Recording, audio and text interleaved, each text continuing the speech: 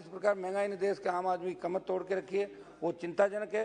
2014 में एनडीए की सरकार जब बनी तब पेट्रोल डीजल की जो कीमत थी उसकी तुलना आज से करें, इस कारण भी महंगाई भी बढ़ी। इस पर सरकार को ध्यान देने की आवश्यकता। प्रति बैरल अंतर्राष्ट्रीय बाजार में उस समय तेल की क्रूड ऑयल की कीमतें जो थी उससे अब कम है प्रति बैरल, लेकिन फिर भी पेट्रोल डीजल बढ़ रहा है। इस पर आम आदमी की तरफ सरकार को ध्यान देना चाहिए। तब अब मैं कृषि की बात करूंगा। किसानों के बड़े आंदोलन देश के अंदर चले, उसके अंदर सरकार ने फिर किसानों की बात भी मानी, बेगफुट पाई सरकार, लेकिन अभी भी उनकी जो मांगों को लेकर एमएसपी को लेकर कमेटी बनाई उस पर कोई नतीजे निकले नहीं। मेरी मांग रहेगी कि किसान आंदोलन के अंदर जिन बातों में सहमति बनी थी किसानों की संपूर्ण मांगे मानी जाए। भारत की लगभग 69% आबादी समझ में हम सब किसान परिवारों से आते हैं। किसानों की आमदनी को दुगना करने संबंधी समिति ने 17 में टिप्पणी की थी, ग्रामीण आय या तो स्थिर है या कम है। 12 और 17 के बीच औसत किसान परिवार की मासिक आय 8,000 से भी कम थी। 7.5% की महंगाई दर के मुकाबले आय की वार्षिक वृद्धि दर 9.5%, आमदनी में होने वाली लगभग 80% बढ़ोतरी खेती से जुड़े खर्चों में खप जाती थी। ऐसे में किसानों के लिए सुदृढ़ क्रेडिट व्यवस्था होना बहुत जरूरी है, लेकिन विडंबना की कृषि ऋण सरकारों के लिए एक चुनावी टूल बनकर रह गया। कुल 10 राज्यों ने अभी तक कृषि ऋण की कर्ज माफी का ऐलान किया। आरबीआई ने 13 सितंबर 2019 को report of the internal working group to review agriculture credit जारी किया था। इन 10 राज्यों में 8 ऐसे राज्य जो सब ज्यादा कृषि क्षेत्र ऋण में डूबे हैं। हालांकि इन राज्यों के जरिए कृषि कर्ज माफी का ऐलान करना और उसे पूरा कर पाना दोनों में काफी फर्क दिखाई दे रहा है। सभापति महोदय, आज जो नेता भारत जोड़ो यात्रा के नाम से देश को जोड़ने की बात कर रहे हैं उन्होंने राजस्थान में चुनाव के दौरान ये कहा था कि 10 दिनों में किसानों का कर्जा माफ होगा, लेकिन इस कर्ज माफी की बात तमाम राजस्थान की यात्रा पूरी हो रही है। अभी इनके नेता ने राजस्थान में बात नहीं चलाई। 14 से 19 तक कुल कल प्लीज एक मिनट आप बोलिए। 14 से 19 तक कुल 10 राज्यों ने 2,36,460 करोड़ कृषि ऋण माफी की घोषणा की, लेकिन सिर्फ 1,49,790 करोड़ रुपए ही बैंकों को रिलीज किया। आरबीआई ने इसकी तस्दीक राज्य सरकार हनुमान जी समाप्त कीजिए। एक मिनट बीते 15-15 मिनट बोल गए लोग, 2-3 मिनट में करने नहीं तो पूरी रात बैठने वाले लोग हैं। कोरम पूरा हम लोग ही रखते हैं आपका सर। अच्छा साहब 1 मिनट सर। बीते 6 वर्षों में केंद्र के जरिए किसी भी तरह कृषि कर्ज माफी नहीं की गई। ये तब हो रहा है जब व्यवसायिक बैंक के जरिए 17, 18 से 21, 22, 10 लाख करोड़ रुपए का नॉन परफॉर्मिंग एसेट या खराब ऋण को पट्टे में डाल दिया। वहीं दूसरी तरफ ऐसा लगता है कि आने वाले वर्षों में कृषि ऋण से दबे किसान फिर से उच्च ब्याज दरों पर मैं 1 मिनट में अपनी बात लास्ट समाप्त कर रहा हूँ सर, 1 सेकंड। इसके बाद एक मेरा टॉपिक है खुद का, मैं कर वही डायरेक्ट ब्याज दरों पर निजी साहूकारों की चपेट में। ऐसे में मेरी सरकार से मांग रहेगी कि देश में किसान का संपूर्ण कर्जा माफ हो। सभापति महोदय, मैं अंत में मेरी बात समाप्त करूंगा। अग्निपथ का मामला कल भी मैंने उठाया था। मेरा निवेदन है कि कल जो घटना हुई, वैसे सरकार ने जवाब भी दे दिया। चूंकि हम नौजवान हैं और नौजवानों ने इस देश के अंदर सारी जो क्रांतियां हुई उसके बाद से लेकर नौजवान ही लड़ रहा है देश के लिए, और नौजवानों ने ही आपको सत्ता में बिठाया 14 और 19, नौजवान और किसान ने। मेरी मांग रहेगी कि जिस तरह अरुणाचल के तवांग में एक सेकंड समाप्त कर रहा हूं, चीन ने जो दुस्साहस किया, ये सब इस वजह से हो रहा कि अग्निपथ अग्निवीर ये बंद करो अग्निपथ। अच्छा, मेरी अपील है कि अग्निपथ की वजह से हिमाचल 15 साल से इनका वो है बीजे हिमाचल 2007। नेक्स्ट स्पीकर विदुरी जी आप बैठिए। मेरा निवेदन नो आप समाप्त कीजिए। निवेदन कर रहा हूं मैं अपील कर रहा हूं अग्निपथ को वापस लें। Yes. देश का जवान देख रहा है आप। रमेश बिदुरी जी वापस लें आप योजना। रमेश बिदुरी बहुत बहुत धन्यवाद अध्यक्ष जी। आपने मुझे supplementary demand for grant first patch और एक्सिस ग्रांट 1920 पर बोलने का मौका दिया। इसके लिए मैं आपका धन्यवाद दूंगा और धन्यवाद दूंगा भारत सरकार को जो माननीय मोदी जी के नेतृत्व में चल रही है। ये बड़े बड़े दावे कर रहे थे, जो मेरे विपक्ष के बंधु कुछ बोल रहे थे, उनकी याददाश्त कुछ कमजोर है। बादाम बादाम अगर घर वालों से लेकर खाएं तो अच्छा रहेगा, क्योंकि जो 2013-14 में कैपिटल एक्सपेंडिचर 88,000 करोड़ हुआ करता था सर, आज वो बढ़कर 7,50,000 करोड़ हो गया है जी। इतना जो राइज हुआ है देश के अंदर, वो क्योंकि नेशनल हेराल्ड में पैसा नहीं जाता, अब देश के विकास में पैसा लगाने का काम सरकार कर रही है सर। और जहां तक अगर बात करें कि 80,000 करोड़ रुपया गरीबों के लिए फूड देने का कोरोना के दौरान हमारे देश के प्रधानमंत्री ने काम किया, ये उसके लिए है सर 16,000 करोड़ रुपए नरेगा में, अभी हनुमान जी कह रहे थे नरेगा के बारे में, 16,000 करोड़ रुपए एक्सिस नरेगा के बारे में। और अगर फर्टिलाइजर सब्सिडी पर देखा जाए तो 1,09,000 करोड़ रुपया केवल फर्टिलाइजर पर किसानों के लिए, गरीबों के लिए, जो किसानों गरीबों की बात कर रही थी उसके लिए देने का काम किया है। जहां तक प्रधानमंत्री आवास योजना, जिस गरीब का सपना होता है कि मेरा अपना पक्का मकान हो, जिसकी 7 पीढ़ियां गुजर गई देश की आजादी में, कच्चे मकान, कच्चे छप्पर में रहते हुए खेतों के अंदर खेती बाड़ी का, मजदूरी का काम करने वाला जो किसान था, अनुसूचित जाति वर्ग का था, ओबीसी वर्ग का था, आदिवासी वर्ग का था, ऐसे लोगों को 20,000 करोड़ रुपए जो एक्सपेंडिचर होना था उनको मकान बनाने के लिए, उसमें 28,000 करोड़ रुपया एक्स्ट्रा देने का काम इस सरकार ने किया है, मोदी सरकार ने। सर, इस बजट के अंदर लगातार गरीबों को मकान मिलना चाहिए।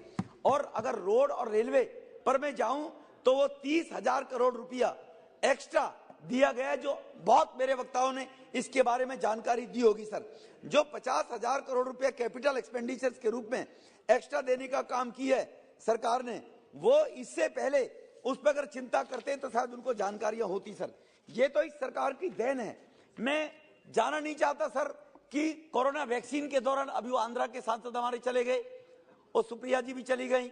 मैं पूछना चाहता हूं, कोरोना के अंदर 200 करोड़ डोज लगाकर देश के लोगों को मुफ्त में वो इलाज देने का काम किया। 1 साल के अंदर अंदर पहले इस प्रकार की दवाइयां पोलियो से लेकर चेचक से लेकर 20-20 साल लग जाते थे वैक्सीन को आने के अंदर, लेकिन उसी साल के अंदर पैदा करके भारत की बनी वैक्सीनेशन से भारत के लोगों को इंग्लैंड, ब्रिटेन, अमेरिका हिल गया कोरोना के अंदर, लेकिन भारत अपनी जगह खड़ा रहा और भारत में हाहाकार नहीं मच पाई। 1 सप्ताह में कंट्रोल करने का काम किया है। इसलिए ये क्या इस बजट की बात करेंगे और क्या करेंगे। मैं अभी एक महामानव है दिल्ली के अंदर मुख्यमंत्री, उनके बारे में जरूर आपको जानकारी देना चाहता हूं जी। वो दुनिया में वो महामानव जी केवल झूठ, फरेब और धोखे जिसके कारण सरकार को चलाने का काम करते हैं। उनसे मैं पूछना चाहता हूं कि दिल्ली का जो बजट 39,000 करोड़ रुपया होता था, मेरे कुछ मित्र मंडली जो सब सहयोग एक होकर हम लड़ने के लिए तैयार है मोदी जी के खिलाफ, और अधीर जी के लिए विशेष रूप से है ये कि उनको जो परोसते हैं जाने के बाद, जो 2014 में भी परोसा था, दिल्ली के अंदर कहा था मैं 10,000 बसें लेकर आऊंगा। सर, उस टाइम जब वो आया था अधीर जी की मेहरबानी से, इनकी पार्टी की मेहरबानी से, तो दिल्ली में 6500 बसें हुआ करती थी। आज दिल्ली में केवल 2800 बसें रह गई हैं। सर, जल बोर्ड के अंदर जब जल बोर्ड में वो आया 13-14 में, तो सर नहीं हारे नहीं हम, बराबर में सर। 2 वोट का परसेंटेज, 15 साल की एंटी इनकम्बेंसी। आप 15 साल की शीला जी की एंटी इनकम्बेंसी देखिए, साफ हो गई। और हम 15 साल की एंटी इनकम्बेंसी में भी बराबर में केजरीवाल के साथ खड़े हुए। ये चेक करिए आप, ये अंतर देखिए।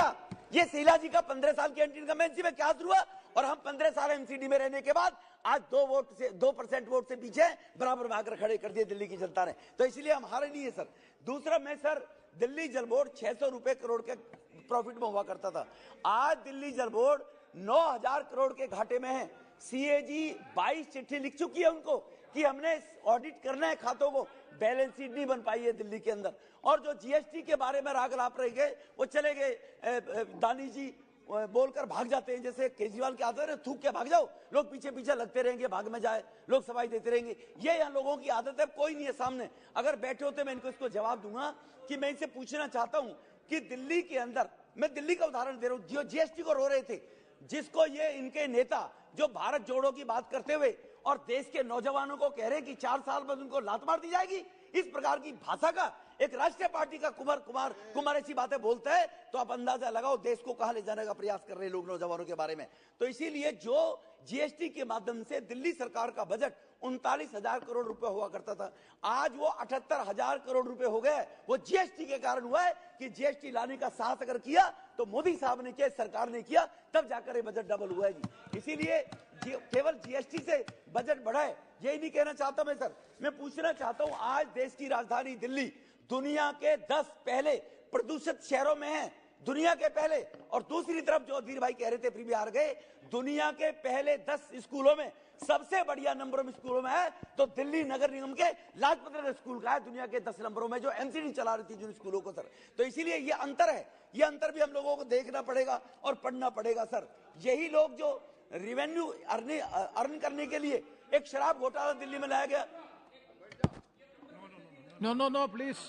Hey, बिडू जी, रमेश बिडू जी, आप यील्डिंग नहीं, please. I am not reading sir, ये तो मुझे वैसे ही याद है सर सारे आंकड़े। तो इसीलिए जो ये लोग अपनी बात कहते थे, एक शराब नीति दिल्ली के अंदर लाई गई थी, वो केवल इसलिए लाई गई थी कि दिल्ली में कहीं ना कहीं हम जो बजट है, जो पैसा है, वो ज्यादा अर्न करेंगे, 10,000 करोड़ का फायदा होगा, दिल्ली में विकास के लिए लगाएंगे जी।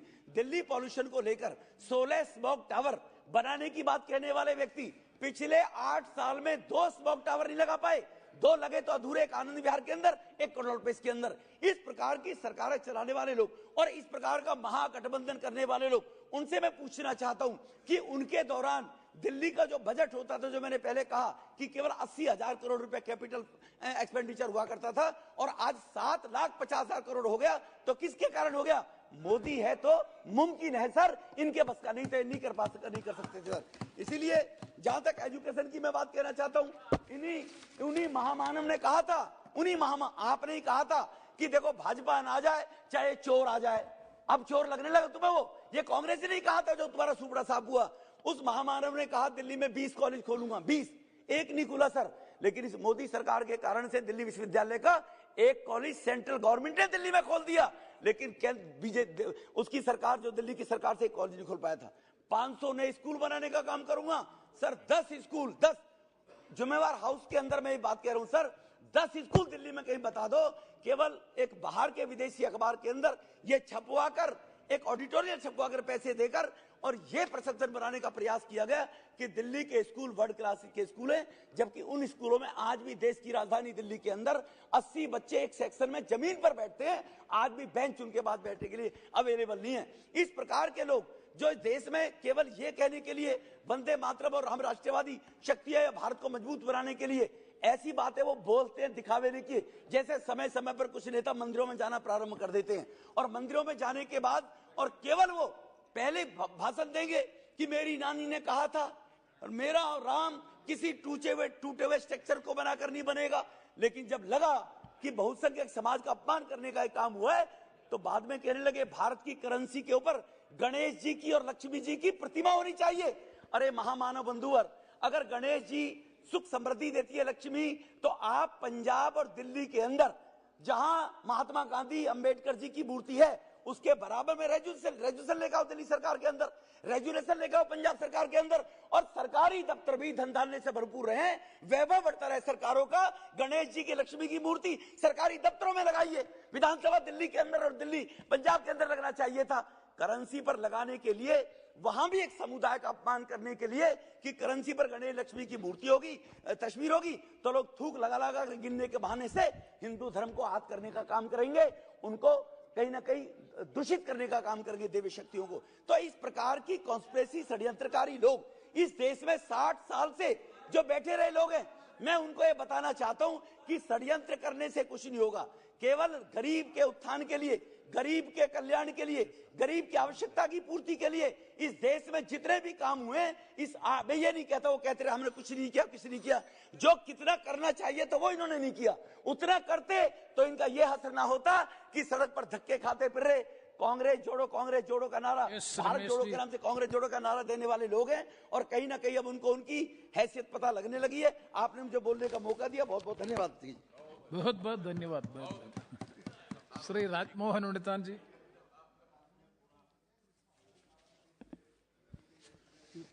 Thank you very much, Speaker sir, for giving an opportunity to speak on supplementary demand for grant. Yes. Benewal ji, please wait here. Sir,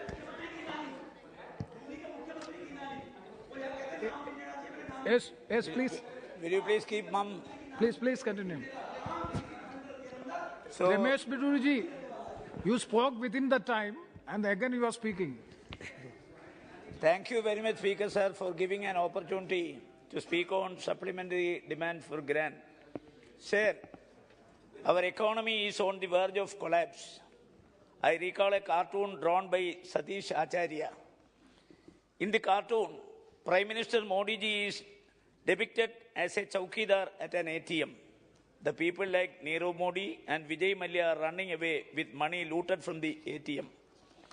Meanwhile, Chowkidar Modi ji is sleeping quietly and a poster is placed in front of him that reads, "In case of emergency, blame Nehru," rather than indulging in Nehru bashing and emotional blackmailing of the people.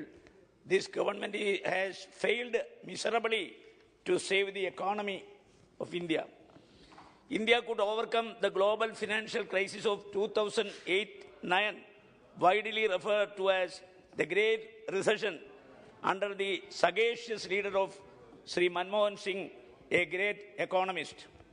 But the present government failed the economy with myopic economics and unscientific measures like demonetization and hasty implementation of the GST. Sir, unwise handling the COVID-19 pandemic further aggravated the crumbling economy. The government must issue a white paper on the impact of the demonetization on the Indian economy. Sir, India is facing new brain drain as skilled and educated young Indians are running from India due to her poor economy and lack of employment.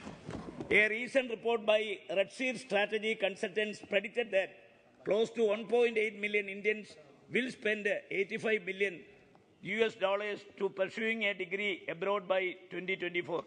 At present, 13.24 lakh international students are studying in 79 countries, according to a Ministry of External Affairs report released in 2022.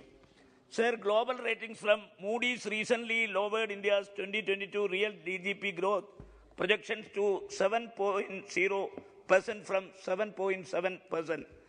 We expect growth to decelerate to inflation in India has increased from 0.68% to 8.38% between September 2021 and April 2022. Sir, overall inflation rate was recently reported to be around 7%, with the most of the price rise stemming from high food and fuel prices. In Kerala, the price of all varieties of rice, staple food in the state has doubled in a year. People will have to spend rupees 2,400 crore extra a year on rice. Life of the common man has become miserable due to high inflation and unemployment. In 2014, the government of India launched its Make in India initiative as a part of India's renewed focus on manufacturing. The Atmanirbhar Bharat campaign announced in 2020 was also intended to further boost local manufacturing under its stated goal of making India economically self-sufficient. Sir, but the government could not make any headway in this sector, mainly because of India's poor infrastructure. India uses only 3% of its GDP for infrastructure construction each year as compared to China's 20% of its GDP.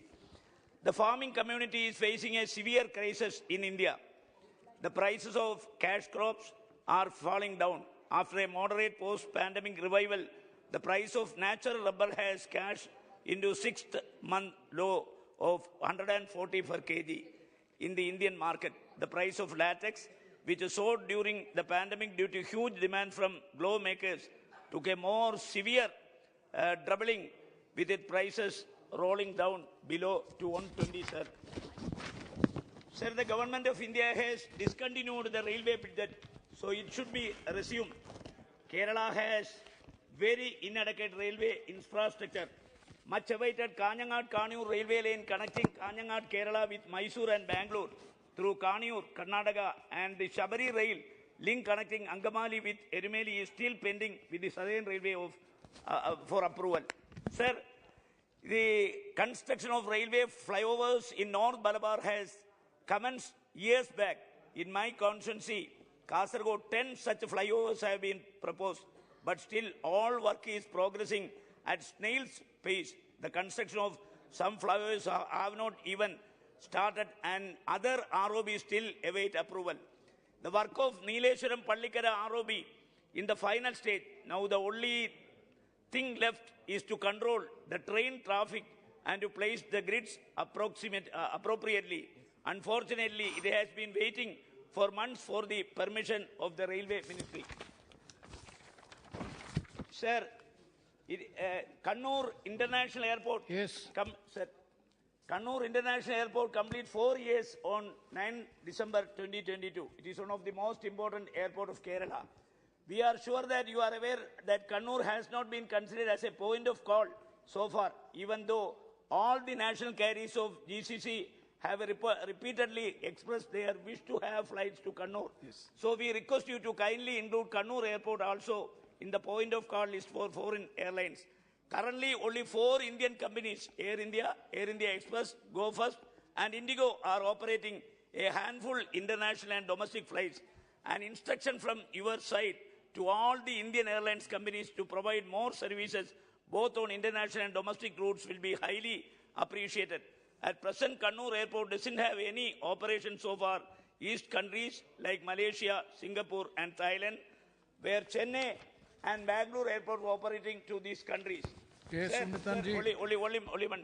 My constituency, Kasaragod, has for the last few years, from the disaster effects of endosulfan pesticide, the endosulfan was sprayed over the cashew plantations in the district 23 years since 1978. It has ruined 30 villages, village panchayat, and 3 municipal towns in the district. As per the Supreme Court directive, 6,000, sir, only 2 minutes. No, 1 minute. 1 minute. 6,727 persons were identified as the victims of endosulfan. I urge upon the government to allocate sufficient funds to Kerala government to rehabilitate the endosulfan victims. Thank you, Sri K. Subbarayan. Only 1 point more. You have allotted me 1 minute. In 2003, the government of India announced the Pradhan Mantri Swasthya Suraksha Yojana (PMSSY) initiative, which aimed at correcting regional imbalance in the availability of affordable, reliable, tertiary health care services. New aims were planned under PMSSY. Kerala deserve an aims which would set up in Kasaragod district, the most backward district in terms of health infrastructure. Speaker, finish it. No, conclude. 1 second. Even what? No, please. Cut down the other names.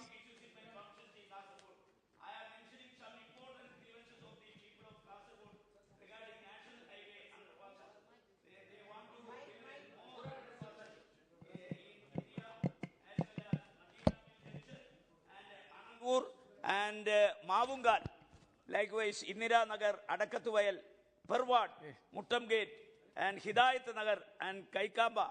And Subbarayan ji, please. With this point, I conclude. Speaker, sir, ஒன்றிய அரசாங்கத்தினுடைய corporate ஆதரவு கொள்கைகளின் காரணமாக இந்தியாவில் 92% வேலை வாய்ப்பு அளித்து வருகிற MSMEs ஏறத்தாழ இறந்து கொண்டிருக்கிறது. பெருவீத அளவில் வேலை வாய்ப்பு அளிக்கக்கூடிய அந்த சிறு தொழில் சிறுக சிறுக அழிந்து வருகிறது என்பதற்கு என்னுடைய தொகுதியில் திருப்பூர் மாநகரில் கொசைரி இண்டஸ்ட்ரி பெரிய அளவுக்கு பாதிக்கப்பட்டிருக்கிறது. ஏறத்தாழ 30% ஒன்றிய அரசாங்கத்தினுடைய பொருளாதார கொள்கையின் தீய விளைவுகளால் சாகடிக்கப்பட்டு விட்டது. இப்பொழுது மீதி 70% கொஞ்சம் தத்தி நடந்து கொண்டிருக்கிற நெருக்கடி நிலையில் இருக்கிறது. இதற்கு காரணமாக இருக்கிற அவர்களின் கொள்கையை மாற்ற வேண்டும் என்பதை நான் இங்கே குறிப்பிட விரும்புகிறேன். ஒரு உதாரணத்திற்கு, உலகில் 5 கண்டங்களில் உள்ள எல்லா நாடுகளுக்கும் இந்தியாவிலும் சப்ளை செய்யக்கூடிய உற்பத்தியை செய்கிற திருப்பூர் மாநகரத்திற்கு அங்கு உற்பத்தியாகிற அதே டி-ஷர்ட்டை பங்களாதேஷிலே இருந்து இறக்குமதி செய்கிறது ஒன்றிய அரசு. எவ்வளவு புரிந்து கொள்ளாத, உள்நாட்டு நிலைமைகளை கூட சரியாக மதிப்பீடு செய்யாமல் வெளிநாட்டிலிருந்து இறக்குமதி செய்கிறார்கள். அதுவே உள்நாட்டில் உற்பத்தியாகி கொண்டிருக்கிறது. இந்த நெருக்கடியை ஒன்றிய அரசு புரிந்து கொள்ளவில்லை. நான் இங்கே குறிப்பாக குறிப்பிட விரும்புவது, உலகம் முழுவதும் ஏற்றுமதி செய்கிற அந்த பனியன் தொழிலை காப்பாற்ற வேண்டுமானால் அந்த பனியன் இண்டஸ்ட்ரி மூலம் ஒவ்வொரு வருடமும் பல ஆயிரம் கோடிகள் ஃபாரின் எக்ஸ்சேஞ்ச் ஒன்றிய அரசுக்கு வருகிறது.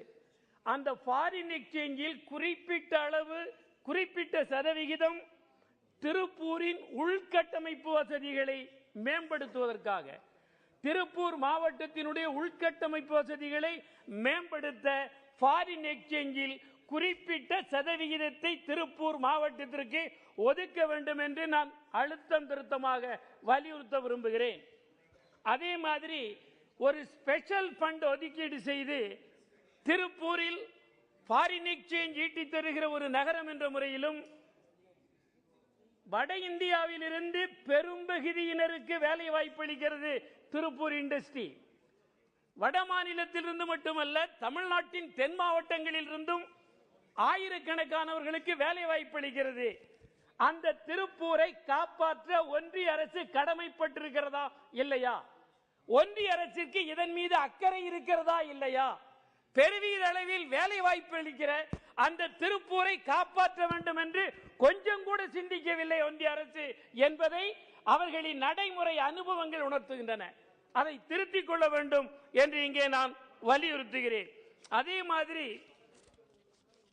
ரோடுகள், ஃபாரினர்ஸ் அதிகமாக வருகிற ஒரு நகரம், ரோடுகள் எங்குமே சரியாக இல்லை. உள்ளூருக்குள் போகவே முடியாது கார்களில்.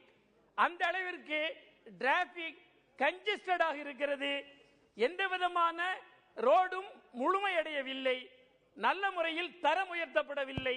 அதற்காக 250 கோடி ரூபாயை திருப்பூரின் உள்கட்டமைப்பு வசதிகளுக்காக ஸ்பெஷல் ஃபண்டை இந்த ஒன்றிய அரசு ஒதுக்க வேண்டும் என்பதையும் கேட்டுக்கொள்கிறேன். அடுத்து நான் தமிழ்நாட்டிற்கு ஜிஎஸ்டியில் மாநிலத்திற்கு வழங்க வேண்டியது வழங்கப்படவில்லை.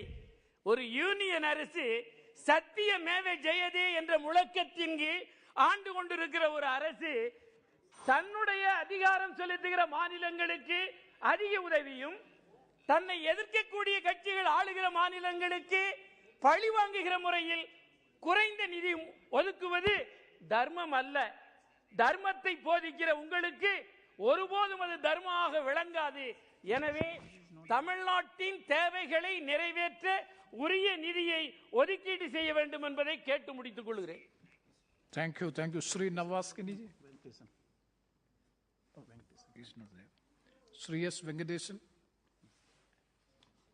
கூடுதல் நிதி வழங்கலுக்கான இந்த விவாதத்தில் அவைத்தலைவருக்கு எனது வணக்கம்.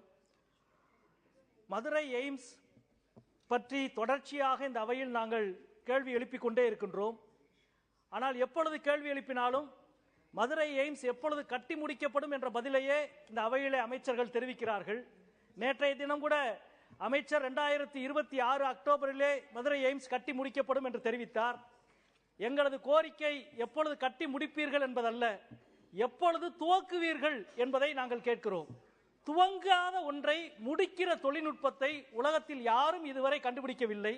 எனவே இப்பொழுதாவது இந்த அவையில் மாண்புமிகு அமைச்சர் அவர்கள் மதுரை எய்ம்ஸ் எப்பொழுது துவங்கப்படும் என்பதை தெரிவிக்க வேண்டும் என்று கேட்டுக்கொள்கிறேன்.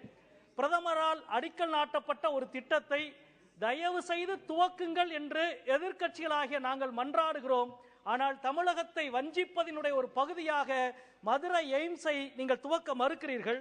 அதே போல சிறுபான்மை மாணவர்களுக்கான கல்வி உதவித்தொகை, SC/ST மாணவர்களுக்கான கல்வி உதவித்தொகை, பீடி தொழிலாளிகளுக்கான கல்வி உதவித்தொகை, மாற்றுத்திறனாளிகளுக்கான கல்வி உதவித்தொகை அனைத்தையும் 1ஆம் வகுப்பு முதல் 8ஆம் வகுப்பு வரையான உதவித்தொகையை நிறுத்தி இருக்கிறீர்கள். ஒரு பக்கம் கார்ப்பரேட்டுகளுக்கு வாரி கொடுக்கிறீர்கள், வாரி கொடுப்பதை வசூல் செய்ய மறுக்கிறீர்கள், வசூல் செய்யாமல் வராக்கடன் என்று அறிவிக்கிறீர்கள். கார்ப்பரேட்டுகளுக்கு காட்டுகிற விசுவாசத்தை கல்விக்கு காட்டக்கூடாதா என்று நாங்கள் கேட்கிறோம். அதே போல கிராமங்களுக்கான ஒன்றிய அரசினுடைய நிதி, கிராமங்களுக்கான புதிய ஒப்பந்தம் என்ற பெயரை மாற்றி ஹிந்தியிலே இன்றைக்கு நீங்கள் கிராம் உத்தை சே பாரத் உத்தை என்று பெயரை மாற்றி இருக்கிறீர்கள். தமிழகத்திலே ஒரு பழமொழி உண்டு, பேரு வச்சையே சோறு வச்சையா என்று கேட்பார்கள். நீங்கள் சோறு வைக்காமல் பேரை மட்டும் மாற்றிவிட்டு இருக்கிற நிதியையும் குறைத்திருக்கிறீர்கள்.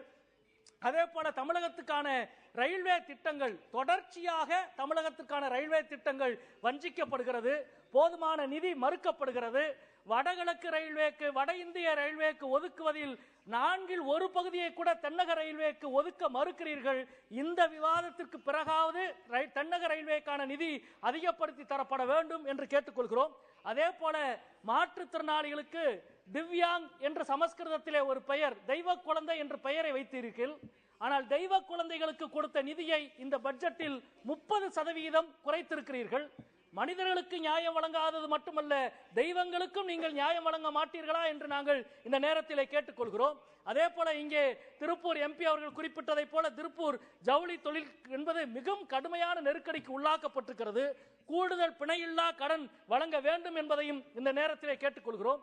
அதே போல மதுரை நெய்ப்பர் தேசிய கல்வி மற்றும் ஆராய்ச்சி கழகம் 10 ஆண்டுகளுக்கு முன்பு நீங்கள் அறிவித்திருக்கிறீர்கள். இன்றைக்கு வரை அதுக்கு நிதி ஒதுங்க மறுக்கிறீர்கள். ஏற்கனவே மத்திய ஒன்றிய அரசுடைய அமைச்சரவை எடுத்த முடிவு, அமைச்சரவையின் முடிவை இன்றைக்கு வரை அரசு செயல்படுத்த மறுக்கிறது. மதுரை நெய்ப்பர் பணியை உடனடியாக துவக்க வேண்டும். அதே போல மதுரை விமான நிலையம் 24/7 இயங்குவதற்கு பாதுகாப்பு படைக்கான நிதியும் அதிகாரமும் வழங்கப்பட வேண்டும் என்பதை இந்த நேரத்தில் கேட்டுக்கொண்டு, தமிழகத்திற்கான ஜிஎஸ்டியினுடைய பங்கீடை உரிய முறையிலே வழங்க வேண்டும் என்பதையும் இந்த நேரத்திலே கேட்டு அமைகிறேன். நன்றி, வணக்கம். நன்றி வணக்கம். Shri K Ram Mohan Naidu ji.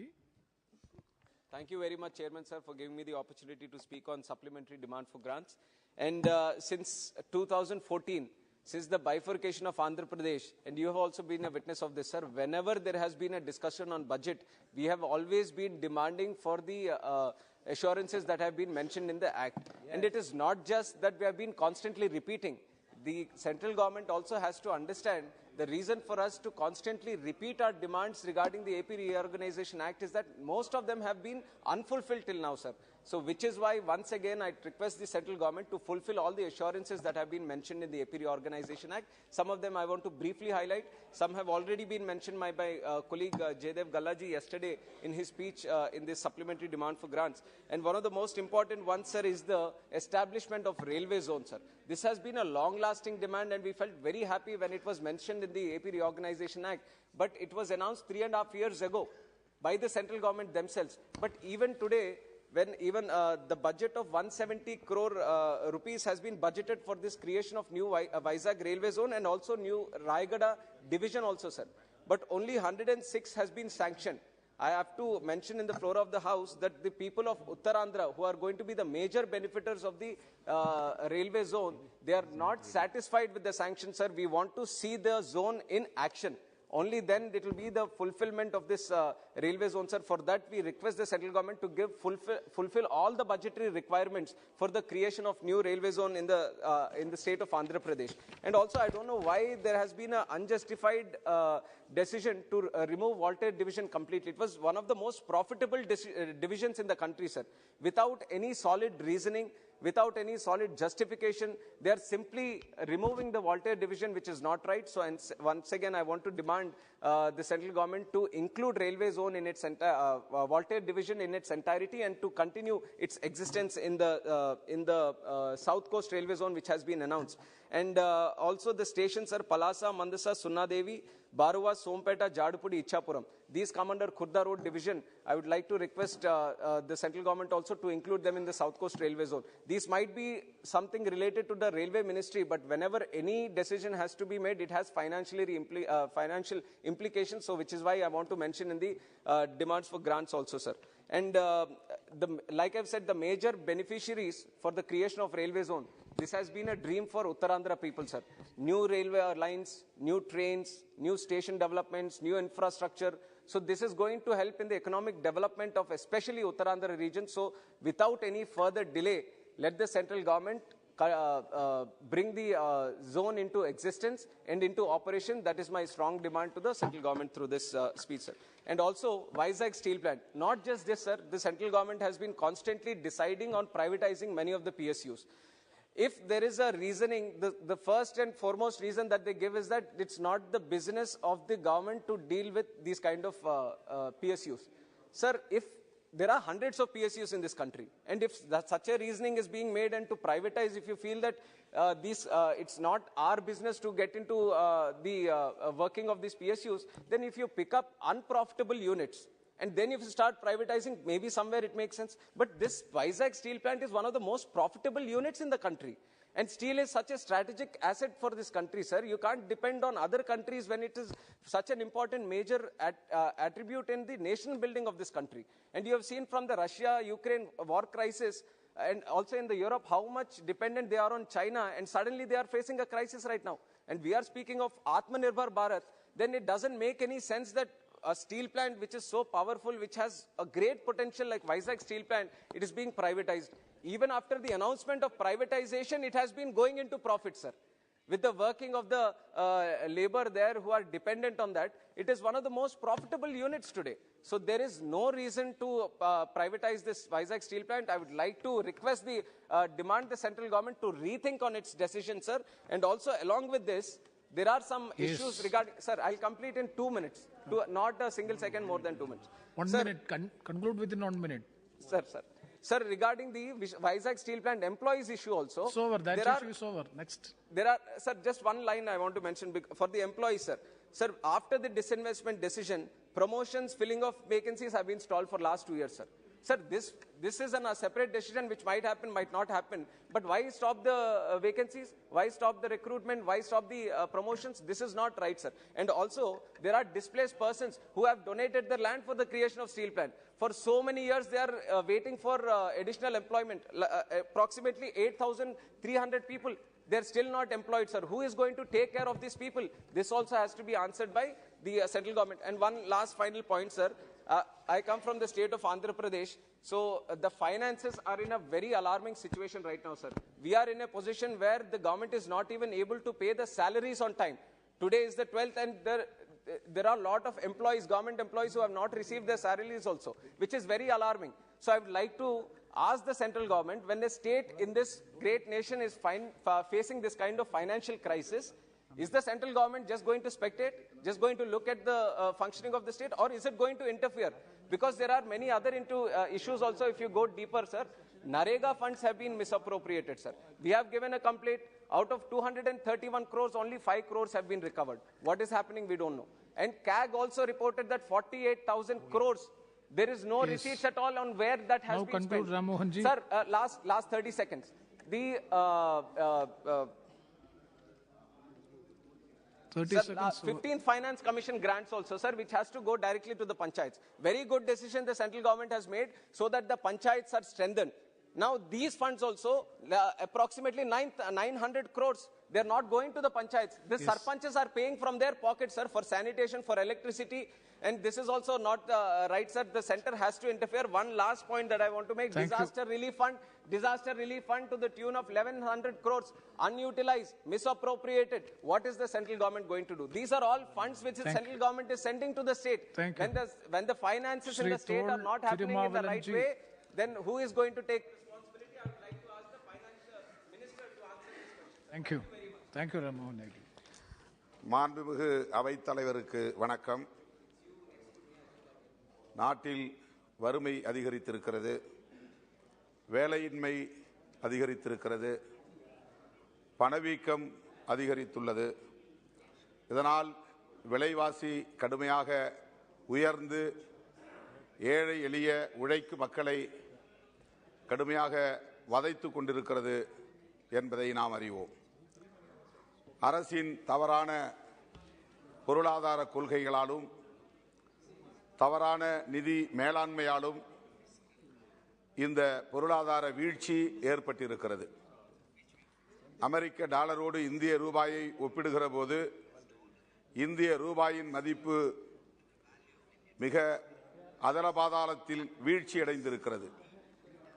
இதற்கு பிஜேபி தலைமையிலான இந்த அரசு முழு பொறுப்பேற்க வேண்டும் என்பதை முதலில் நான் பதிவு செய்ய விரும்புகிறேன்.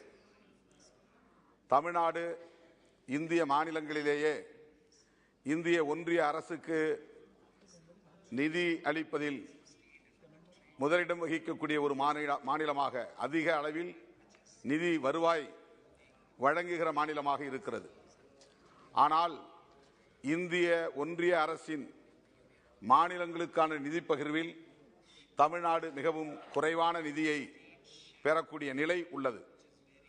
திட்டமிட்டு வஞ்சிக்கிறதோ என்கிற அளவுக்கு ரயில்வே திட்டங்களாக இருந்தாலும் சரி அல்லது வேறு எந்த திட்டமாக இருந்தாலும் சரி இந்திய ஒன்றிய அரசு தமிழ்நாட்டை புறக்கணிக்கிறது, வஞ்சிக்கிறது.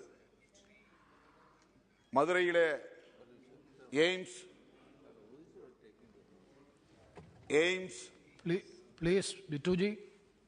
அறிவிக்கப்பட்டது, பிரதமரால் அடிக்கல் நாட்டப்பட்டது. ஆனால் இன்னும் வேலை தொடங்கப்பெறவில்லை என்பது உள்ளபடியே வெட்கக்கேடாகும்.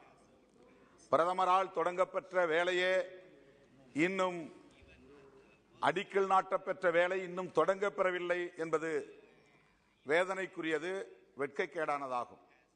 இந்திய அரசு இந்த விவாதத்தில் எப்போது மதுரையில் எய்ம்ஸ் நிறுவனம், கல்வி நிறுவனம் கட்டுவதற்கான பணி தொடங்கும் என்பதை அதிகாரபூர்வமாக அறிவிக்க வேண்டும் என்று வலியுறுத்த கடமைப்பட்டிருக்கிறோம்.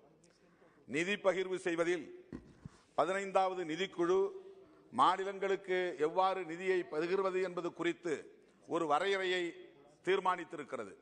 2011ஆம் ஆண்டுக்கான மக்கள் தொகை அடிப்படையில் நிதி பகிர்வு செய்வது என்கிற இந்த வரையறையால் தமிழ்நாடு பாதிப்புக்கு உள்ளாகி இருக்கிறது.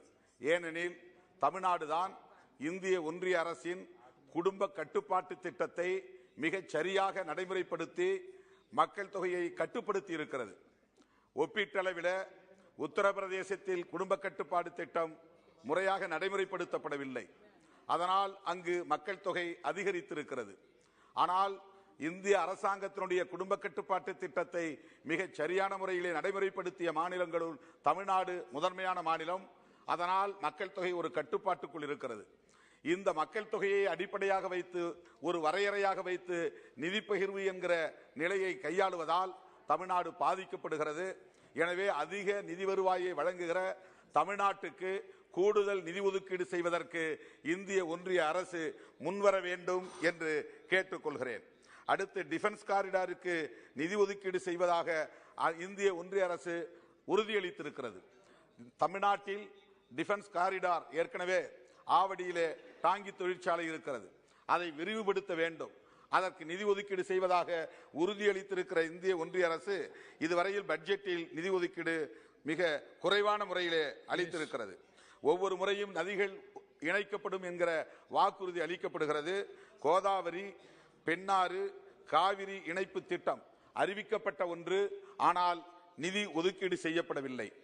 அந்த நிதியை ஒதுக்க வேண்டும் என்று விடுதலை சிறுத்தைகள் கட்சியின் சார்பில் நான் வலியுறுத்த கடமைப்பட்டிருக்கிறேன்.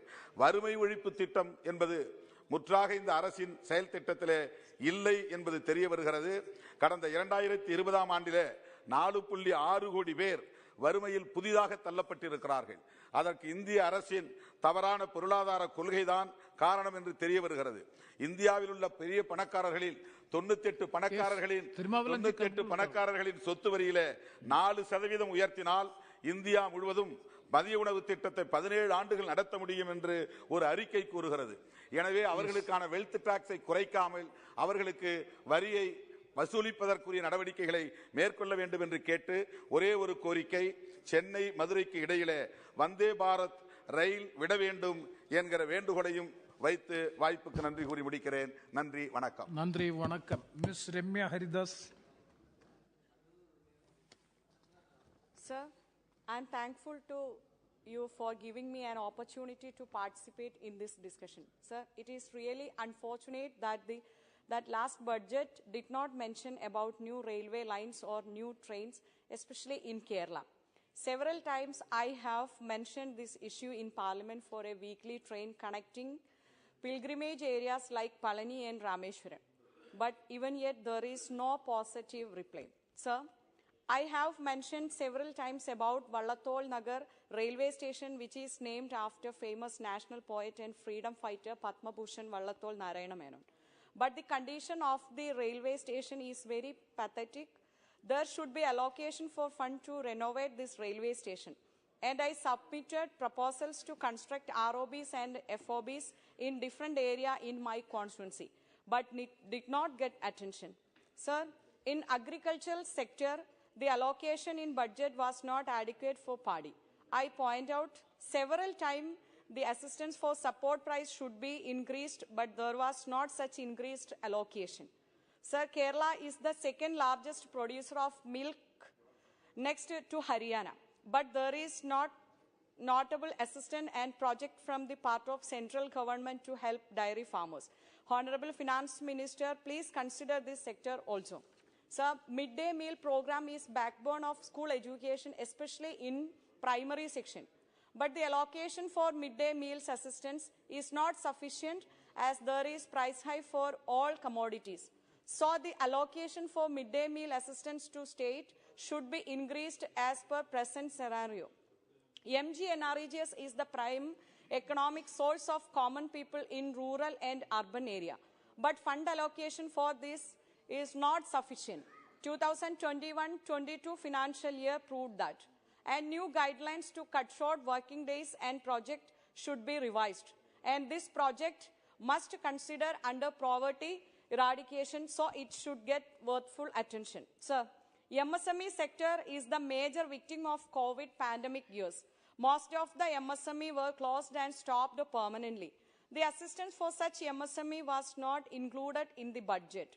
Even the writing of interest during the pandemic situation has not been considered. I request here to consider writing of interest and allot special subsidy schemes to strengthen MSMEs. Sir, in health sector, Palakkad Medical College is the major hospital to depend. State fund and members of legislative assemblies allotted even their local development fund also for this medical college.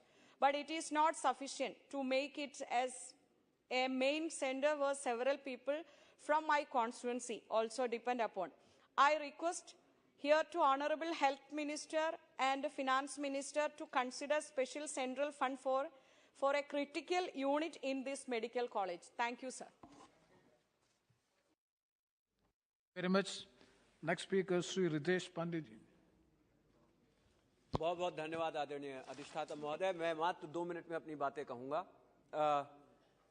ये सत्य है कि ये जो demand for grant अनुपूरक मांगे आई हुई हैं, इनमें कुछ जन कल्याणकारी योजनाओं को लेकर के उनके ऊपर धन बढ़ाने का काम किया गया है। उनमें से कई हैं रूरल डेवलपमेंट, होम मिनिस्ट्री के खर्चे हैं, केमिकल फर्टिलाइजर और रोड और transport.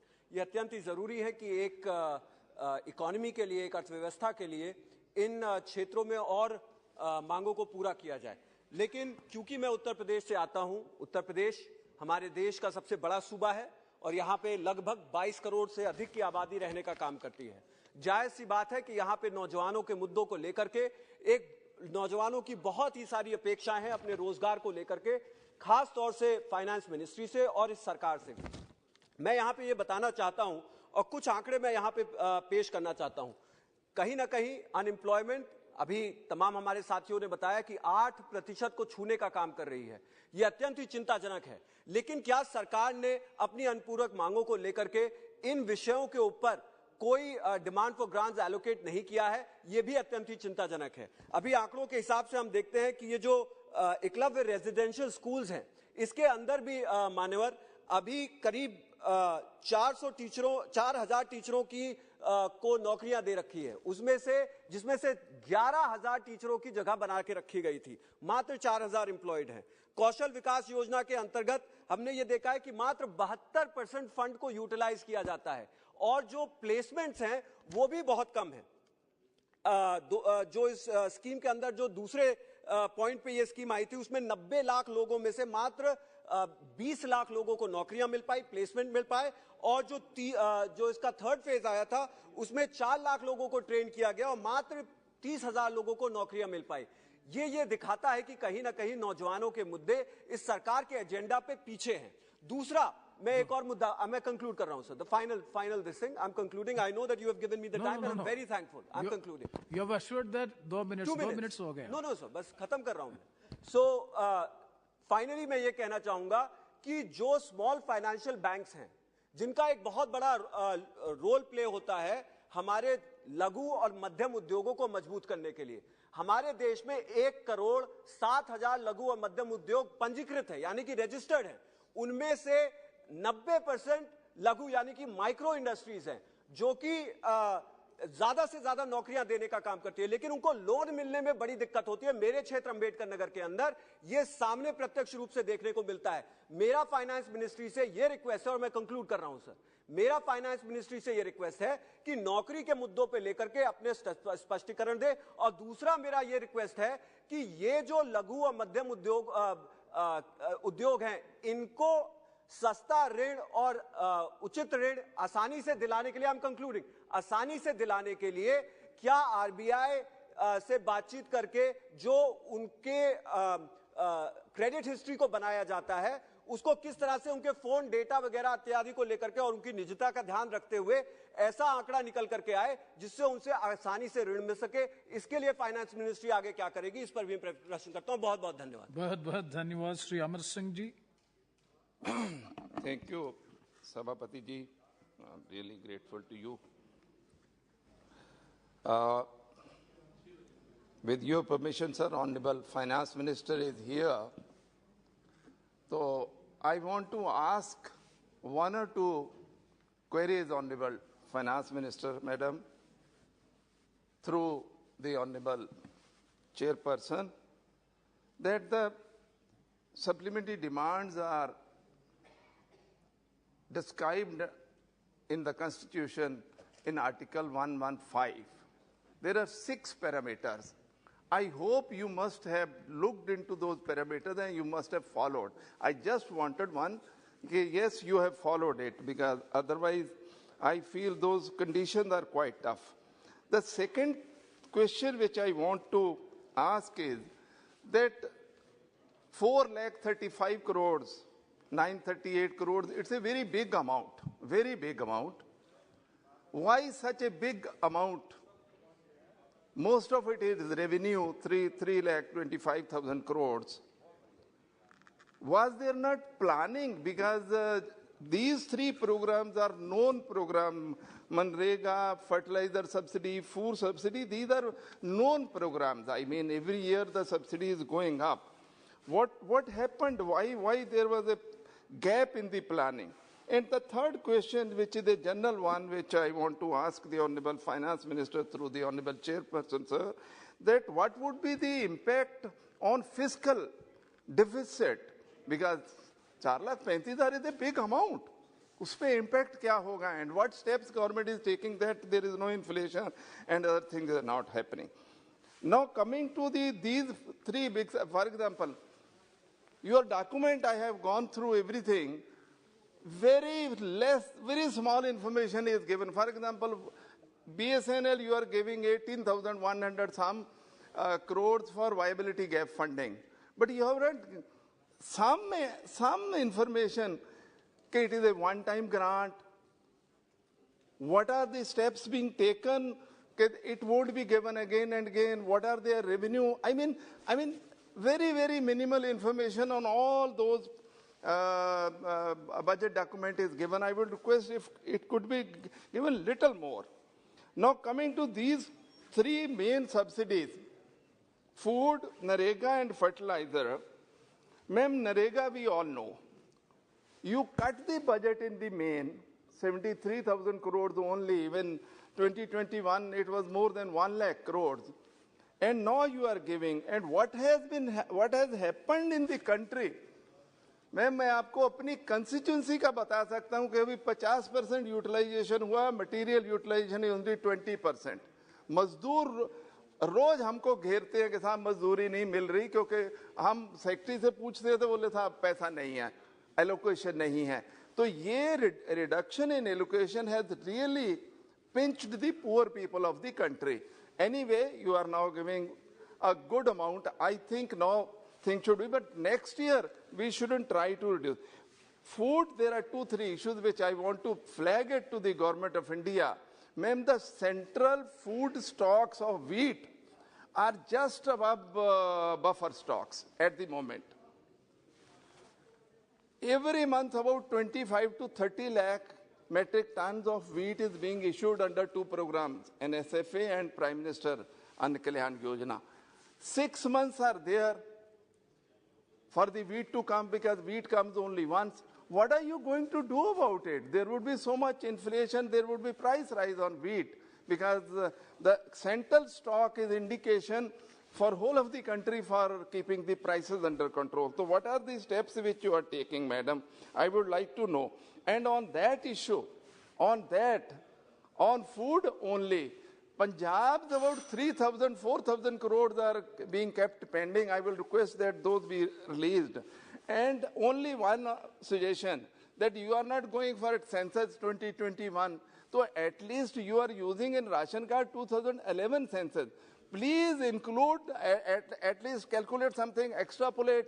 About 10 crore poor people are being left out of the food system. I will request it. Only, sir, 2 issues regarding my constituency. I will stop it, sir.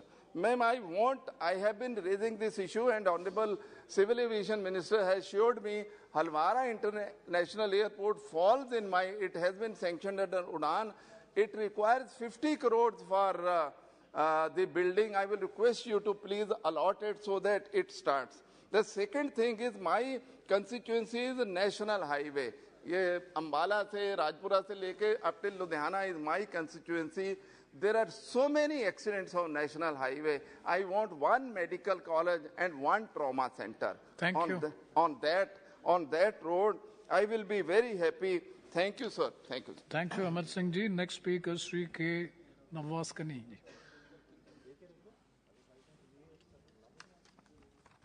நன்றி மாண்புமிகு அவைத்தலைவர் அவர்களே. நிதிநிலை அறிக்கையின் கூடுதல் மானிய கோரிக்கை மீதான விவாதத்திலே பங்கேற்று உரையாற்ற வாய்ப்பளித்தமைக்காக நன்றி தெரிவித்துக் கொள்கின்றேன். பாராளுமன்ற உறுப்பினர்களுக்கான தொகுதி மேம்பாட்டு நிதி ஆண்டுக்கு 5 கோடி வழங்கப்பட்டு வருகின்றது. இப்போது இருக்கக்கூடிய விலைவாசி உயர்வு, வேலை ஆட்களுடைய ஊதிய உயர்வு எல்லாம் திட்ட மதிப்பீடு அதிகரித்திருக்கக்கூடிய சூழ்நிலையிலே இந்த 5 கோடியை அதிகரித்து தர வேண்டும். தமிழகத்திலே 6 சட்டமன்ற தொகுதிக்கு 3 கோடி சட்டமன்ற உறுப்பினர்களுக்கு நிதி வழங்கப்படுகின்ற போது 6 தொகுதியில் உள்ளடக்கிய பாராளுமன்ற தொகுதிக்கு 5 கோடி நிதி போதுமானதாக இல்லை. எங்களுடைய மக்கள் கேட்கக்கூடிய கோரிக்கைகளை முழுமையாக எங்களால் தீர்க்க முடியவில்லை. அதற்காக அந்த நிதியை அதிகப்படுத்தி தர வேண்டும். என்னுடைய பாராளுமன்ற தொகுதி மீனவர்கள் அதிகமாக வாழக்கூடிய தொகுதி. மீனவர்கள் இலங்கை கடற்படையால் கைது செய்யப்படுவதும் அவர்களுடைய படகுகள் மூலமாக விடுவிக்கப்படாததும் தொடர்ந்து நடைபெற்றுக் கொண்டிருக்கின்றது. அதற்கு தீர்வாக இந்த அரசு ஆழ்கடல் மீன்பிடிப்பு அதை ஊக்குவிக்க வேண்டும் என்று வலியுறுத்துகின்றது. ஆனால் ஆழ்கடல் மீன்பிடிப்பிற்கு 80% மானியமும் 10% வங்கி மூலமாக கடனும் அளிக்கக்கூடிய நிலையிலே அந்த ஆழ்கடல் மீன்பிடிப்பு படகுகள் வாங்குவதற்கு மீனவர்கள் முன்வருவதில்லை. காரணம், படகிற்கு மட்டும் இந்த 80% மானியம் கொடுக்கின்றார்கள். வலை முற்ற உபகரணங்கள் வாங்குவதற்கு 40 முதல் 50 லட்சம் ரூபாய் தேவைப்படுகின்றது. அதையும் சேர்த்து அதிலிருந்து 80% மானியமும் 10% வங்கி கடன் அளித்தால் மீனவர்கள் அதிகமாக அந்த படகுகள் வாங்குவதற்கு முன் வருவார்கள். சிறுபான்மை மாணவர்களுக்கு வழங்கப்பட்டு வந்த மௌலானா ஆசாத் எஜுகேஷன் ஃபவுண்டேஷன் மூலமாக வழங்கப்பட்ட அந்த கல்வி உதவித்தொகை முற்றிலுமாக நிறுத்தப்பட்டிருக்கின்றது. சிறுபான்மை மாணவர்களுக்கு சிறுபான்மை நலத்துறை சார்பாக 1 முதல் 10ஆம் வரைக்கும் ப்ரீமெட்ரிக் ஸ்காலர்ஷிப் வழங்கப்பட்ட வந்த நிதி கல்வி உதவித்தொகை 8ஆம் வகுப்பு வரைக்கும் தற்போது நிறுத்தப்பட்டிருக்கின்றது. கல்வி உரிமை சட்டம் 2009 படி 8ஆம் வகுப்பு வரை இலவச கல்வி வழங்கப்படுவதை சுட்டிக்காட்டி காரணம் காட்டி இந்த நிதி நிறுத்தப்பட்டிருக்கிறது. இந்த நிதியை மீண்டும் சிறுபான்மை நலத்துறை பரிசீலனை செய்து சிறுபான்மை மாணவர்களுக்கு 1 முதல் 8ஆம் வகுப்பு வரை பயிலக்கூடிய மாணவர்களுக்கு அந்த கல்வி உதவித்தொகையை மீண்டும் வழங்க வேண்டும். சிறுபான்மை மாணவர்கள் மற்ற மாணவர்களோடு சம வாய்ப்பை ஏற்படுத்தக்கூடிய வகையிலே சமூக நீதி அடிப்படையிலே கல்வி உதவித்தொகை வழங்குவது அரசினுடைய கடமை. சிறுபான்மை மாணவர்கள் கல்வி பொருளாதாரத்தில் வேலைவாய்ப்பில் எந்த அளவு பின்தங்கியிருக்க என்பதை நீதியரசர் சர்ச்சாருடைய அறிக்கைகளெல்லாம் தெளிவாக குறிப்பிடக்கூடிய நிலையிலே சிறுபான்மை மாணவர்களுக்கு வழங்கப்பட்டு வந்த நிதியை நிறுத்துவது மிகப்பெரிய அநீதியாகும். அதை மறுபரிசீலனை செய்ய வேண்டும் என்று கேட்டுக்கொள்கின்றேன். சிறுபான்மை நலனுக்காக கடந்த ஆண்டு வழங்கப்பட்ட நிதி 5029 கோடி 4810 கோடியாக குறைக்கப்பட்டிருக்கு. இதில் கல்வி உதவித்தொகை 6% குறைக்கப்பட்டிருக்கின்றது. கடந்த ஆண்டில் ஒதுக்கப்பட்ட கல்விக்கான நிதி முழுமையாக செலவு செய்யப்படவில்லை. அந்த நிதி குறைக்கப்பட்டும் முழுமையாக செலவு செய்யப்படாமல் இருந்ததால் சிறுபான்மையினருடைய கல்வி பாதிக்கப்படுகிறது. சிறுபான்மையினருடைய கல்வியை தடுக்கக்கூடிய வகையிலே, வஞ்சிக்கப்படக்கூடிய வகையிலே நிறுத்தப்பட்ட நிதியை உடனடியாக மீண்டும் வழங்க வேண்டும். பிரதம மந்திரி நேஷனல் ரிலீஃப் ஃபண்டு நிதி முழுமையாக முறையாக மருத்துவமனைகளுக்கு விடுவிக்கப்படுவதில்லை. நாங்கள் பரிந்துரைக்கக்கூடிய அந்த பரிந்துரைகள் எல்லாம் மருத்துவமனைகளிலே எடுத்துக்கொள்வதில்லை. காரணம், எங்களுக்கான நிதி நிலுவையில் இருக்கின்றது, முறையாக வருவதில்லை என்று சொல்கின்றார்கள். அவர்கள் 8 லட்ச ரூபாய் 10 லட்ச ரூபாய்க்கு விண்ணப்பித்தால் என்றால் 2-3 லட்ச ரூபாய் மட்டும் கொடுக்கின்றார்கள். ஏழை எளிய மக்களுடைய மருத்துவத்திற்காக கொடுக்க நிதியை உயர்த்தி கொடுக்க வேண்டும். உடனடியாக மருத்துவமனைகளுக்கு இருக்கக்கூடிய நிலுவைத் தொகைகளையும் வழங்க வேண்டும் என்று கேட்டுக்கொள்கிறேன். நன்றி. நன்றி. Next speaker, Sri DNV Sindhil Kumar.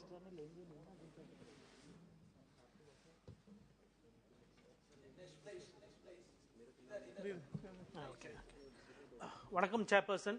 I'd like to emphasize on 3 major failures in the financial sector. Sir, the first is the demonetization. I don't want to go into the lines of burn me alive if I don't deliver. I just want to concentrate on what affected the common man. Sir, when it was introduced, it was said to do away with the black money. And of course, it's a simple logic. The higher the denomination, it is much more easier for the black money holders to print the money. There was a technical glitch. These ATMs were not working. Then there was a week's time. Sir, the main thing of the demonetization that time was the 2,000 rupee note. I would like to know from the finance minister, isn't it true that not one ATM in India delivers 2,000 rupee note in the ATMs? Nor is it not true that even one bank gives away, when you withdraw cash, 2,000 rupee note? Is it an internal circular that you collect all the 2,000 rupee notes and then go print those with 500 notes? I would like to have a clarification from the finance minister regarding that. So that was a major failure in the demonetization sector. Sir, coming to the second point, there is 2.4 lakh crores defaulters, and these defaulters are not the common man.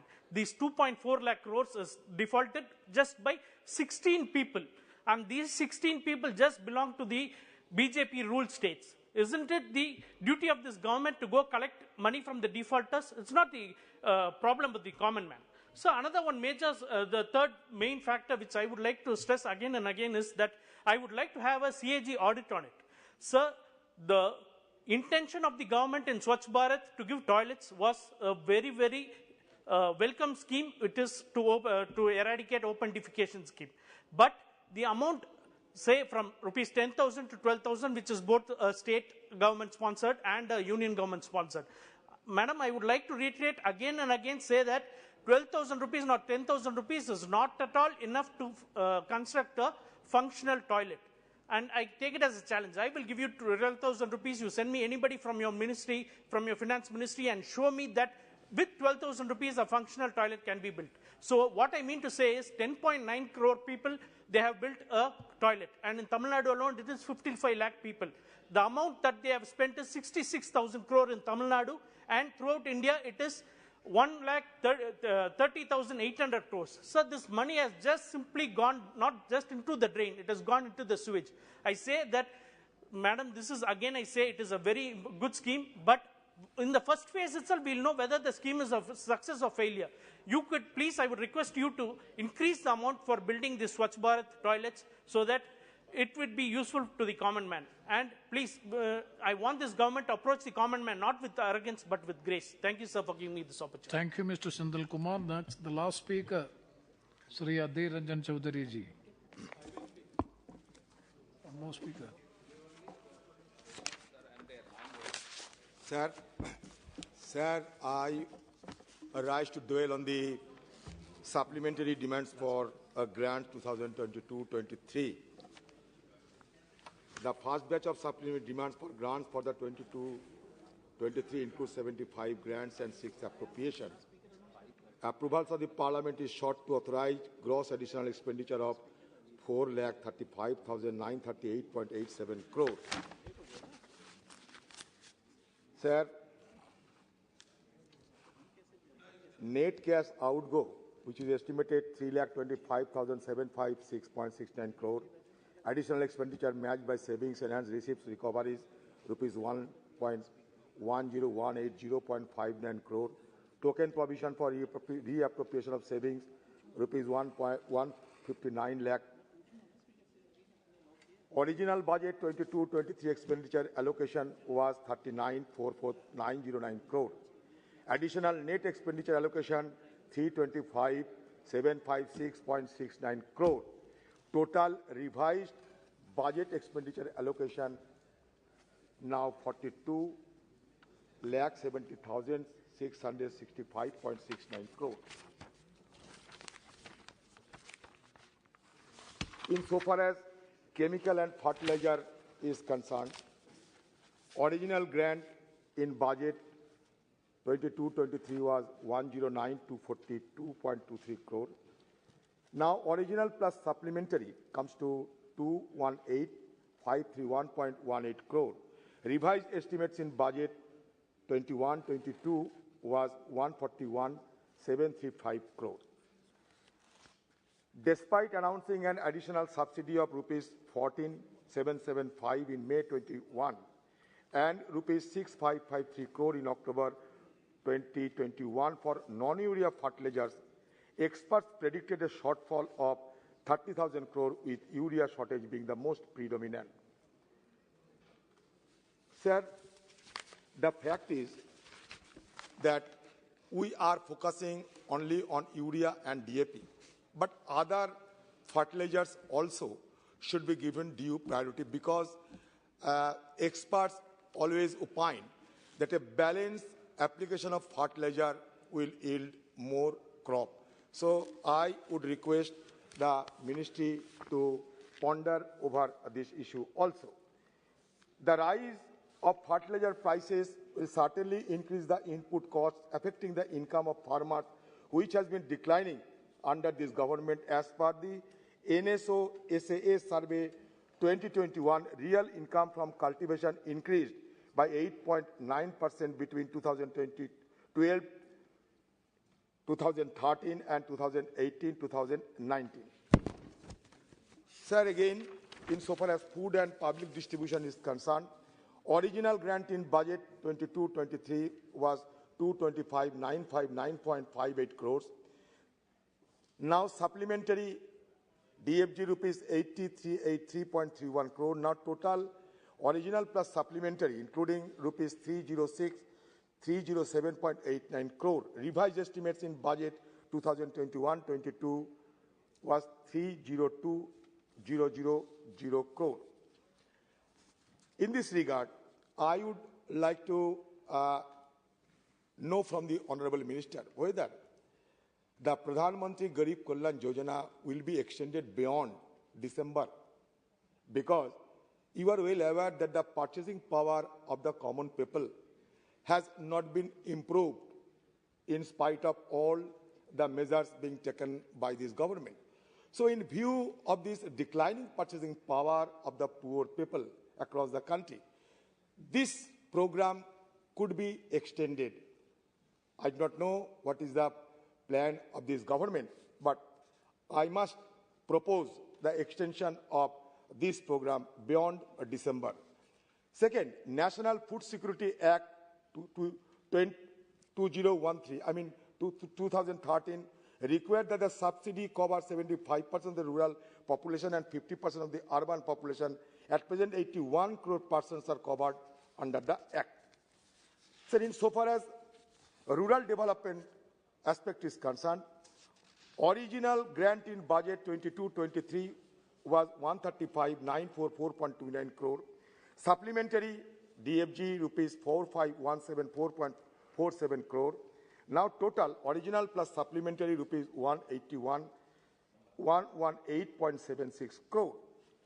So I do not want to harp on the issues being raised by my esteemed predecessors, but in this regard, I would like to simply draw the attention of the minister that the allocation for this scheme Manrega is 73,000 crore, 35% lower than last year's revised estimates, which includes the 40,000 crore allocation of the PM Cares Fund. Madam, सदन के अंदर सत्ता पक्ष के नुमाइंदे कहते हैं कि मनरेगा बंद करना चाहिए, कभी हमारे प्रधानमंत्री भी कहते हैं कि ये धरोहर है कांग्रेस और यूपीए जमाने की जो नाकामी का, ये धरोहर को बचाए रखना चाहिए। फिर जब कोविड आते हैं, तब बड़े जोर शोर ये कहा जाता है कोविड के समय वो बुरी हालत से बचाने के लिए आम लोगों को मैंने मनरेगा में बहुत सारे पैसा दिए। तो सरकार की एक एक रूख, एक एक रवैया ऐसा क्यों होता है? क्यों सरकार की तरफ से मंत्री हो या नुमाइंदे हो, क्यों ना एक स्वर में मनरेगा की जो लाभ होते हैं, ये मनरेगा की लाभ के बारे में क्यों नहीं स्पष्टीकरण किए जाते हैं, वो बिना किसी रोक टोक के? ये मेरा जरूर एक सवाल है। Insofar as revenue is concerned, original grant in budget 22-23 rupees 227,552.52 crore, supplementary rupees 19,728.49 crores, total, original plus supplementary 247,281.01 crore. In June 2020, reports indicated that the central government informed the Parliamentary Standing Committee on Finance that it did not have the funds required to honor its statutory commitment to state to provide them GST compensation. Even Attorney General K.K. Venugopal reportedly opined that the central government was not obligated to pay the GST compensation shortfall and that states should borrow from the market against future compensation received. During the 47th GST Council meet held on June 29, 2022, the government decided to hike GST rates for essential items effective from July 18, 2022. This move has been met with much contention owing to already increasing prices of essential items and uncontrollable inflation. Union Finance Minister Mrs. Sitharaman insisted that this GST hike was decided upon only after approval from all states. That claim has been denied by Finance Minister of respective state. You are on your own way imposing cess and surcharges, and on the other hand, you are not meeting the promises that you have been given on the floor of the House to those individual states. So certainly sometime it is appearing that you are breaching your commitment that was given by, legal mechanism to the state government across the country. Madam, I would like to flag this attention that fiscal deficit, so far as fiscal deficit is concerned, India's tax revenue collection are likely to be higher than budget estimate by rupees 2 or 2.5 lakh crore. In spite of that, the fiscal deficit is likely to overshoot the government's target of 6.4% of GDP by rupees 0.8 to 1 lakh crore. You are in a position to elucidate on this aspect. But what is observing by us that you are yourself having in a triple whammy. On the one hand, current account deficit, on the other hand, fiscal deficit, and third, trade deficit. I don't know how you will be reconciling the fiscal deficit with the growth of the economy as has been committed by this government. Second thing, supplementary demand for grants of this scale indicate a gross miscalculation on the part of the government on expected expenditure. It also undermines parliamentary control by going above and beyond what had initially been a sanction. Insofar as fertilizer is concerned, I have already indicated that the NPK ratio refers to the proportion of volume of nitrogen, phosphorus, potassium in fertilizer. The ideal average NPK ratio is 4:2:1, but the ratio increased to 7.7:3.1:1 in 2021-22. The ratio was 6.8:2.7:1 during Kharif 21, which got further distorted to 12.8:5.1:1 during Kharif 2020. While farmers tend to use fertilizer in a balanced ratio, changes in prices due to policy changes end up upsetting the balance. So there may be the distortion of the balance that I have flagged your attention. Again, fertilizer shortages is concerned. Indian government insists that there is no fertilizer shortage in the country, but there is a sufficient stock to fulfill existing demand. Yet farmers across the country have been facing shortages of fertilizer for both Rabi and Kharif sowing seasons, including Rajasthan, Arjun Meghwal ji ki state hai, Himachal Pradesh, Madhya Pradesh, Haryana, Odisha, Tamil Nadu. The increase in fertilizer prices was partly responsible for 27% drop in paddy sowing during Kharif this year. The government is meanwhile on the path of disinvesting or shutting down early PSUs in fertilizer sector. On the other hand, the import of DAP and NPK complex fertilizer increased year on year by 45.2% and 76.1% respectively in April, October 2022. There is a slogan being propagated that one nation, one fertilizer, which was launched in September 2022. But that goes against that standing committee recommendation. The committee remarked that the farmer should have the choice to buy fertilizer from different brands. The only way to ensure efficient use of subsidy is by directing it to the farmer's account. However, under the One Nation, One Fertilizer scheme, all fertilizers are supposed to be sold under the Bharat brand name. This will lead to power margins for manufacturers and leave them with no incentive to increase production of quality fertilizers. In order to increase their brand loyalty, the manufacturers will now need to focus on marketing processes instead of focusing attention on upgrading systems. Now, another issue. No update to the list of beneficiaries under NFSA, National Food Security Act. Section 9 of the Central Food Security Act 2013 requires that the list of beneficiaries be updated on the basis of the latest census data. With the delay in the 2021 census, the list of beneficiaries under the scheme is outdated by 11 years. If the list of beneficiaries were to be adjusted as per the directive of the Supreme Court, there would be an increase of 10 crore more beneficiaries under the scheme. So I think the government should take into account the concern of the people and also the observation made by the Supreme Court. Madam, what is very, intriguing to me, then what is concerning to all sections of our population is that the Reserve Bank of India increased the repo rate for the 5th time in financial year 23 in an attempt to tackle inflation. Always to tackle inflation, you are resorting to increasing the repo rate. Why? Why this kind of mechanism being adopted by you? On December 7th, 2022, the RBI increases monetary repo rate to 6.2%, a 35 basis point hike from 5.9%. The repo or policy rate is at its highest level since August 2018. The 6-member Monetary Policy Committee arrived at this conclusion after an assessment of the evolving macroeconomic situation unfolding in the country. In September 2020, the central bank had increased the repo rate by 50 basis points to 5.9%. मैं आप सदन के जो सत्ता पक्ष के MPs हैं, मैं उनको पूछना चाहते हैं कि रेपो रेट बढ़ाने के चलते क्या आम लोगों को परेशानियां बढ़ते हैं या कमते हैं? आप खुद बताओ। मैं बताना चाहते हैं, मैं विस्तार से नहीं जाना चाहते, मैं सिर्फ मोटे-मोटे मुद्दे 4-5 मुद्दे रखना चाहते हैं कि it is impacted where this kind of increasing repo rate will have impacted. First impact on borrowers. Second impact on EMI. Impact on existing EMI. Impact on housing markets. Impact of rate hike on equity investors. Impact on mutual fund. इतने सारे impact होने के बाद आपको क्या ये नहीं लगता कि हमारे ये जो रेपो रेट इस तरीके से धड़ल्ले से वृद्धि किया जा रहे हैं, इसका बुरी असर हमारे इकोनॉमी में होगी? हम लोग यहाँ परेशानी को झेलना पड़ेगा, तो हमारे अर्थनीति का क्या मूल्य रहते हैं?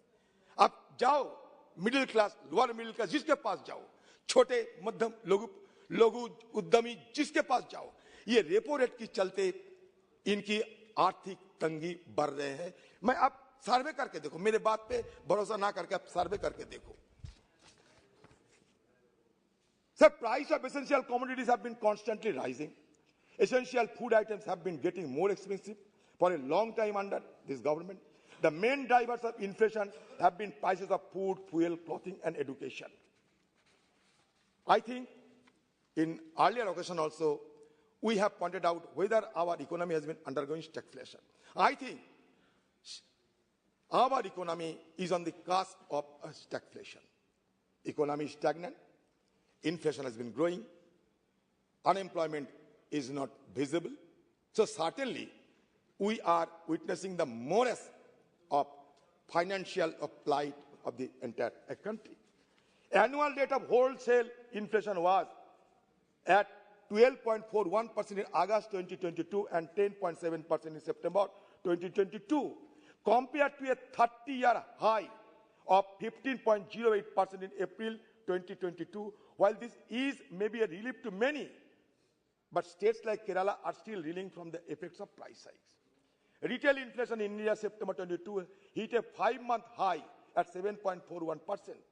The figure crossed the Reserve Bank of India's upper limit of 6% for the 9th month. Inflation in October 2020 is still above RBI's limit of 6.77%.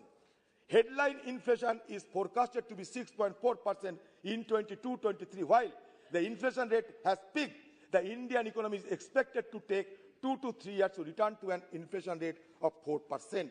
This implies that the RBI will continue to maintain higher interest rates over the next 5 years, which are critical in kick-starting economic growth required to move away from the pandemic slump. Madam, already,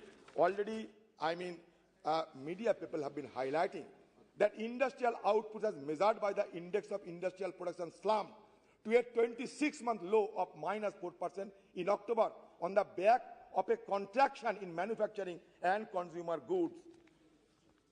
NSO data, according to NSO data, it indicating weak exports and sluggish consumption demand alongside the continuing weakness of small and medium enterprises. We are eager to know as to why the central bank could not keep inflation within the targeted 6% upper limit for the 3 consecutive quarters. Madam, आज भी हम ये सुनने को मिला है कि हमारे चीन के साथ टकराव हो रहा है। मैं उस विषय पर जाना नहीं चाहते, सेंसिटिव मुद्दा नहीं जाना चाहते, मैं नहीं जाना चाहता। मैं सिर्फ यह कहना चाहते हैं हिंदुस्तान में 3560 ऐसा कंपनी है जहां का डायरेक्टर चीनी कैसे हो सकता है? अधिरंजन जी, चेयर को एड्रेस करो। आप चेयर को एड्रेस नहीं, चेयर को एड्रेस करो। सर, मैं ये इस मुद्दे के अंदर नहीं जाना चाहते। मैं ये कहना चाहते कि 3560 हिंदुस्तान की कंपनियों ने जहां चीनी डायरेक्टर कैसे बन गया, चीन का साथ हमारा ट्रेड किस तरह है, हमारा एक्सपोर्ट इंपोर्ट ट्रेड बैलेंस चीन के साथ किस स्तर पे है। मैडम, थोड़ा सदन को जानकारी दिया करो। मैं और भी एक बात करना चाहिए, इत्तेफाक से इस साल नोटबंदी की 6ठी साल हो रहे हैं। नोटबंदी की 6ठी साल, ये डिमोनेटाइजेशन कहूं या डिमोनाइजेशन ऑफ इकोनॉमी कहूं, ये मुझे सोचना पड़ेगा। डिमोनाइजेशन और डिमोनेटाइजेशन क्या है? ये 2016 में 8 November at 8 PM a organized loot of this country took place. Cash in circulation at that time was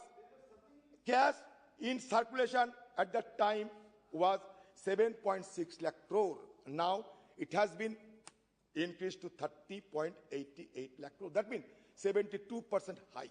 Whether it was committed at the time that we are moving towards digital economy, black money will be wiped out, terrorists will be finished, and fake currency will have been done away with. My single query to you, whether the objectives of demonetization have been achieved or not. Because as per your RBI report, it is palpably clear that not a single objective as was enunciated during the demonetization has not been achieved so far. See, Swiss Bank in its report stated that in the last 14 years, Hindustan में सबसे ज्यादा Swiss bank में हिंदुस्तानी के लोगों को पैसा जमा किया है। इसका कितना राशि? 30,500 करोड़। आप कहते हैं कि भ्रष्टाचार को दूरीकरण करने के लिए डिमोनेटाइजेशन की जरूरत थी, ठीक है। ये करप्शन इंडेक्स क्या है हिंदुस्तान की? 79 थे, अभी 85 चले गए। ये हमारी नहीं, ट्रांसपेरेंसी इंटरनेशनल की रिपोर्ट है। फेक करेंसी, और सुन लीजिए, फेक करेंसी 500 डिनोमिनेशन की जो फेक करेंसी 102%।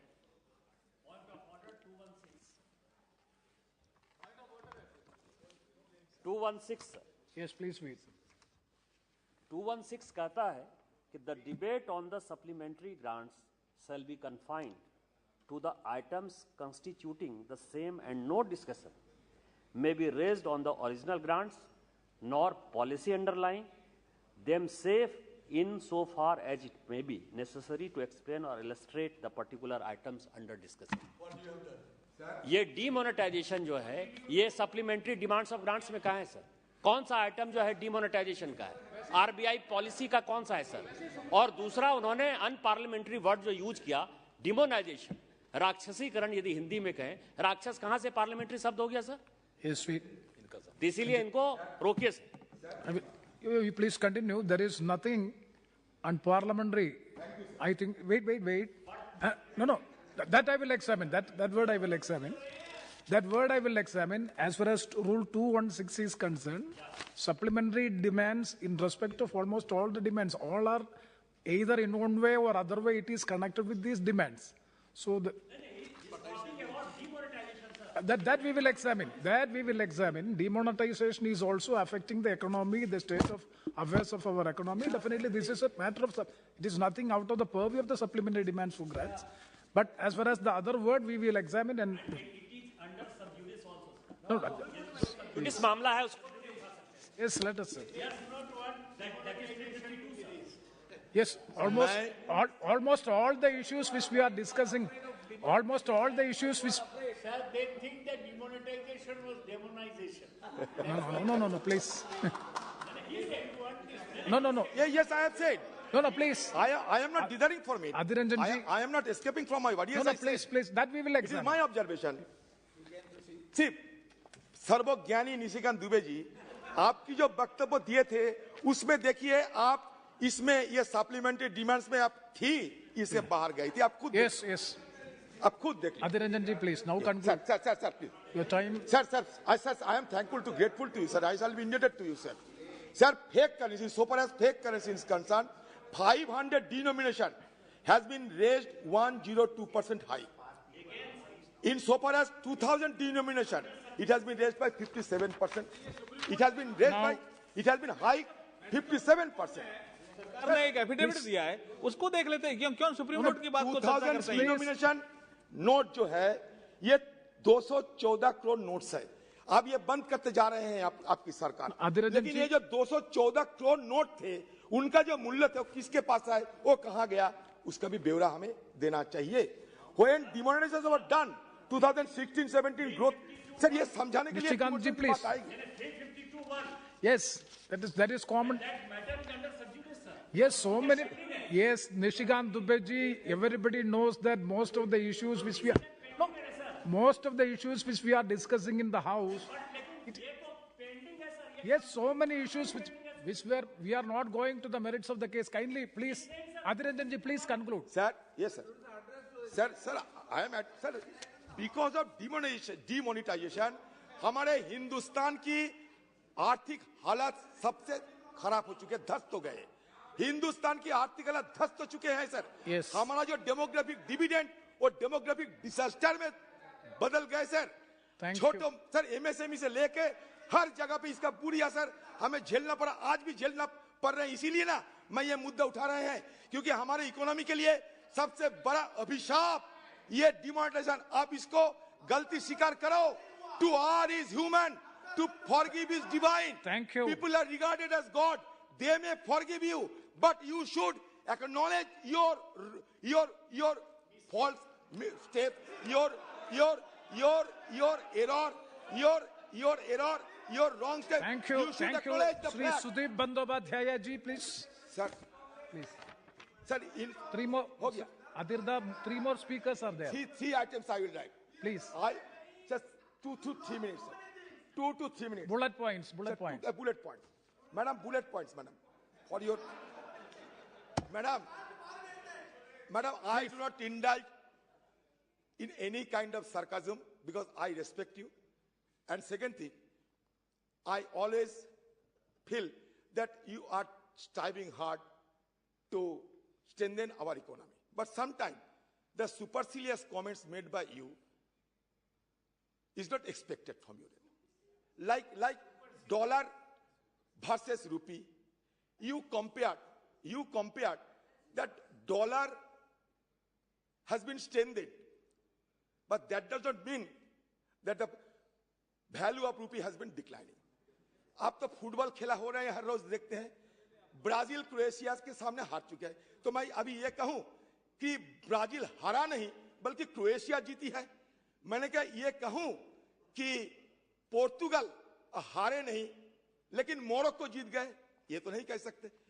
वो ये जो सच है उस सच को सच बोलना चाहिए, क्योंकि हमारे रिजर्व करेंसी डॉलर है, एक्सचेंज रेट डॉलर से गिना जाता। अचानक इसका दाम में कोई फर्क पड़े तो इसको स्वीकार करना चाहिए। हमें मजबूती हमारे हिंदुस्तान की इकोनॉमी को और मजबूत बनाते हुए इसको मुकाबला करना। हो गया bullet point. Bullet point despite becoming madam bullet point madam bullet point despite becoming the 5th largest economy in the world, bullet point madam, bullet point on issues. No, please. Three bullet points. Point bullet, not original bullet. So what is the issue?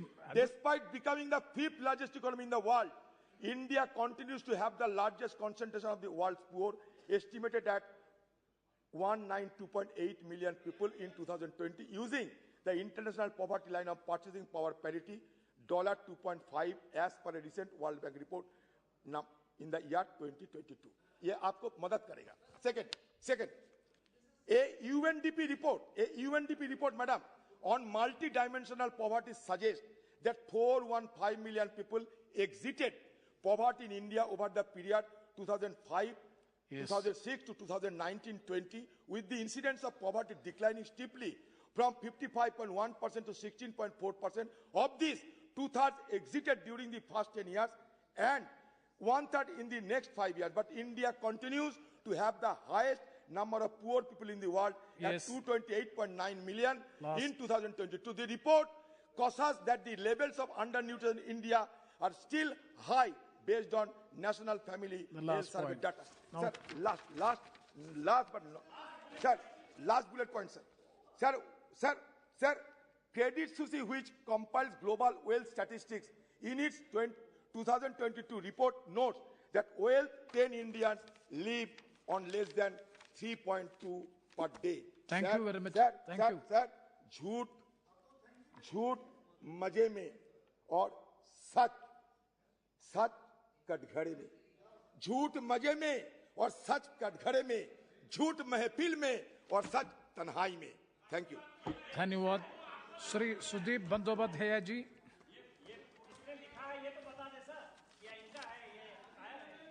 ये coating है, ये coating है और आपका है. ये किसका है कोट? किसका होगा, गलत तो नहीं है. सुदीप बंदोपाध्याय जी. झूठ मजे में सुदीप दा प्लीज. सर और सच तन्हाई में. हरी बोल.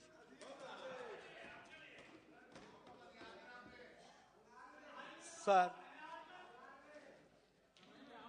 many issues have been discussed and debated on this floor of the House, which is supplementary demands for grants.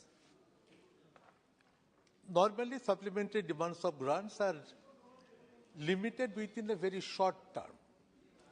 It has not such enormous place to be discussed. But Honorable Speaker is kind enough, he decided in the BA committee meeting that 12 hours time will be allotted. Appropriation bill is nothing but we have to give the consent to the government. Don't misappropriate the money, and appropriation bill is passed, because without appropriation, money cannot be spent. So few issues we are aware, but today many issues have been discussed. So I thought it better to place only 2-3 issues of my state in front of our Honorable Finance Minister. Sir, I doubt. 1 second, Sudeep, 1 second. See, now it is already 6. If the House agrees, the time of the House can be extended up to the discussion of some more 3 more members to speak, and after the completion of the zero-over list. If the House agrees, we can extend. Thank you.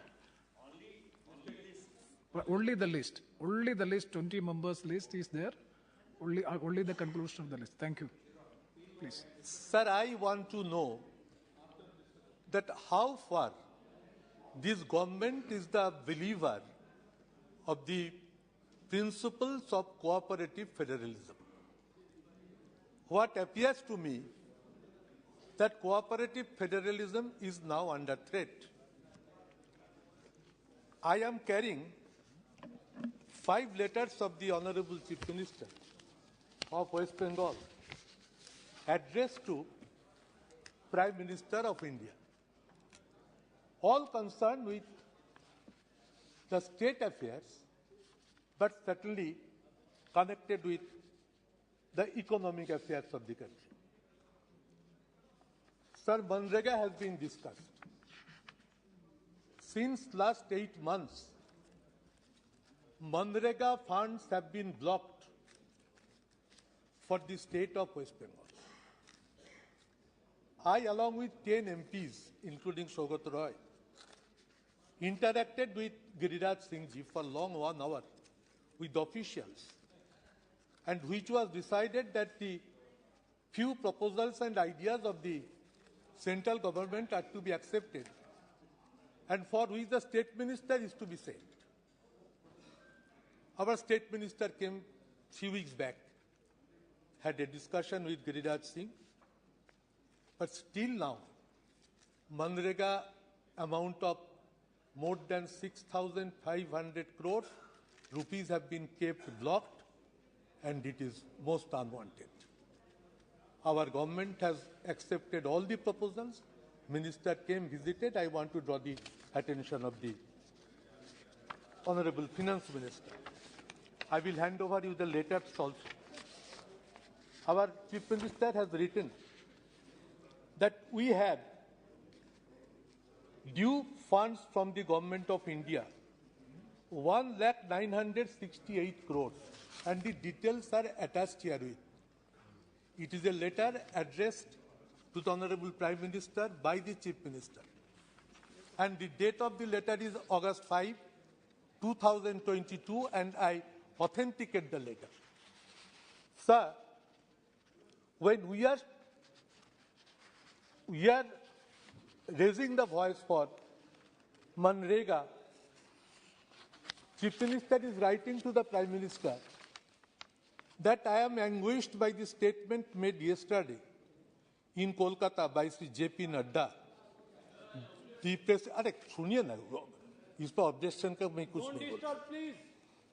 the President of BJP, that the funds have not been released to the state government, he admitted, on account of non-submission of utilization certificate for the funds received under Mahatma Gandhi Narega in the last 3 years. It is a complaint he made publicly. But what Chief Minister is writing to the Prime Minister, that this is nothing but a blatant lie intended to gain political mileage of the cost of lakhs and lakhs of the rural poor in the state, who are passing through most distressing times due to non-payment of wages for their works. This is most unfortunate and sad. The Chief Minister is writing to the Prime Minister. I will hand over this letter to Honorable Finance Minister. In addition, the total due of the government. Sir, we have another proposal to the government. Sir, Basmati rice everybody knows. Very famous rice throughout the world. And so far this Basmati rice is concerned, Basmati rice exempted from 20% customs duty. But sir, there is one Govindabhog rice which we produce in West Bengal. This Govindabhog rice is famous throughout the country, and it is no less quality than Basmati rice. So we would urge that this Govindabhog rice's customs duty, which is being given to the Basmati rice, be withdrawn, by which thousands and lakhs of farmers will be benefited if decision is taken. So I propose that this issue, this Govindabhog rice... Demand of grant पे चल रही है ना बात तो. हाँ sir, आप तो सब भूल दिया ग्रांट पे। मैं पहले डिमांड और ग्रांट पे जो 12 घंटा का सब्जेक्ट ये नहीं है, 4 घंटा का भी नहीं, आप ही 12 घंटा कर दिया। मैं इसका मौका लेता हूँ। I am here since 12 Lok Sabha, so I know what is what. चलिए, तो जियोग्राफी, आप सीनियर लीडर, आप तो कम से कम उस विषय पे बोले। Geographic identification, sir, I told you that I will place only few letters of the Chief Minister addressed to the Prime Minister. I will give these letters which are all connected with the state fund issues. पत्रों को इस संबंध में विषय पत्र नहीं थे, आप सीनियर हैं इसलिए, बाकी तो कुछ बोलते रहे। Sir, Ganga erosion, I raised it in the all-party meeting. You told that half an hour discussion I am trying to provide to the opposition. This is a very important issue. Sir, Ganga erosion is कटाई, जो नदी का कटाई होता है। Extremely worst situation in our state. Malda, Murshidabad and Nadia. If any BJP MP is here, Nishikant is here, he will also admit that this erosion is seriously and devastatingly ruining the possibility. Adi represents a constituency, Barampur, which is also from the district. Yeah. आप आधा घंटा बोल ली ना, अब तो उनको बोलने दें।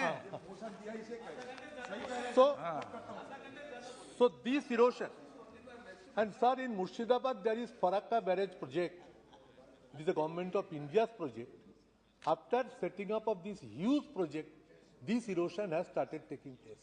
I request the government to direct the Farakka barrage project to take positive steps by which we can be saved from this erosion and from this Katai problem.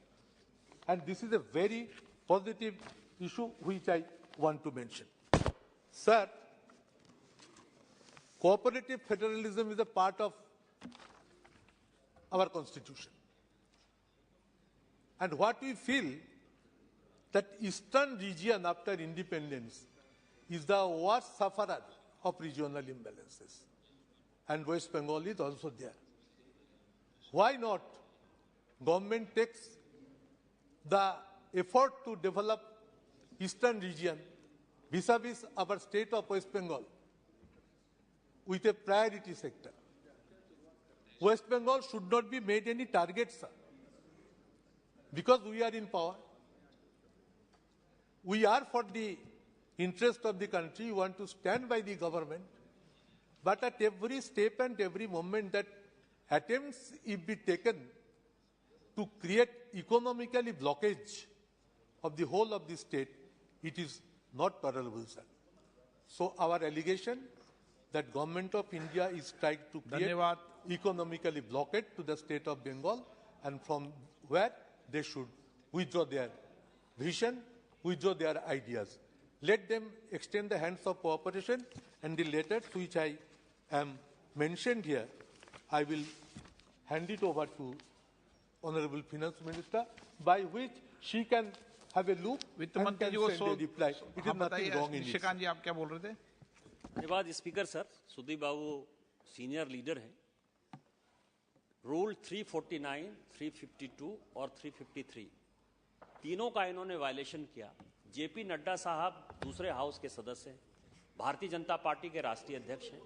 उन्होंने कलकत्ता में क्या भाषण दिया, ना बाहर के भाषण को आप कोट कर सकते, वो दूसरे सदन के सदस्य हैं, बिना नोटिस के वो उनको कोट नहीं कर सकते हैं।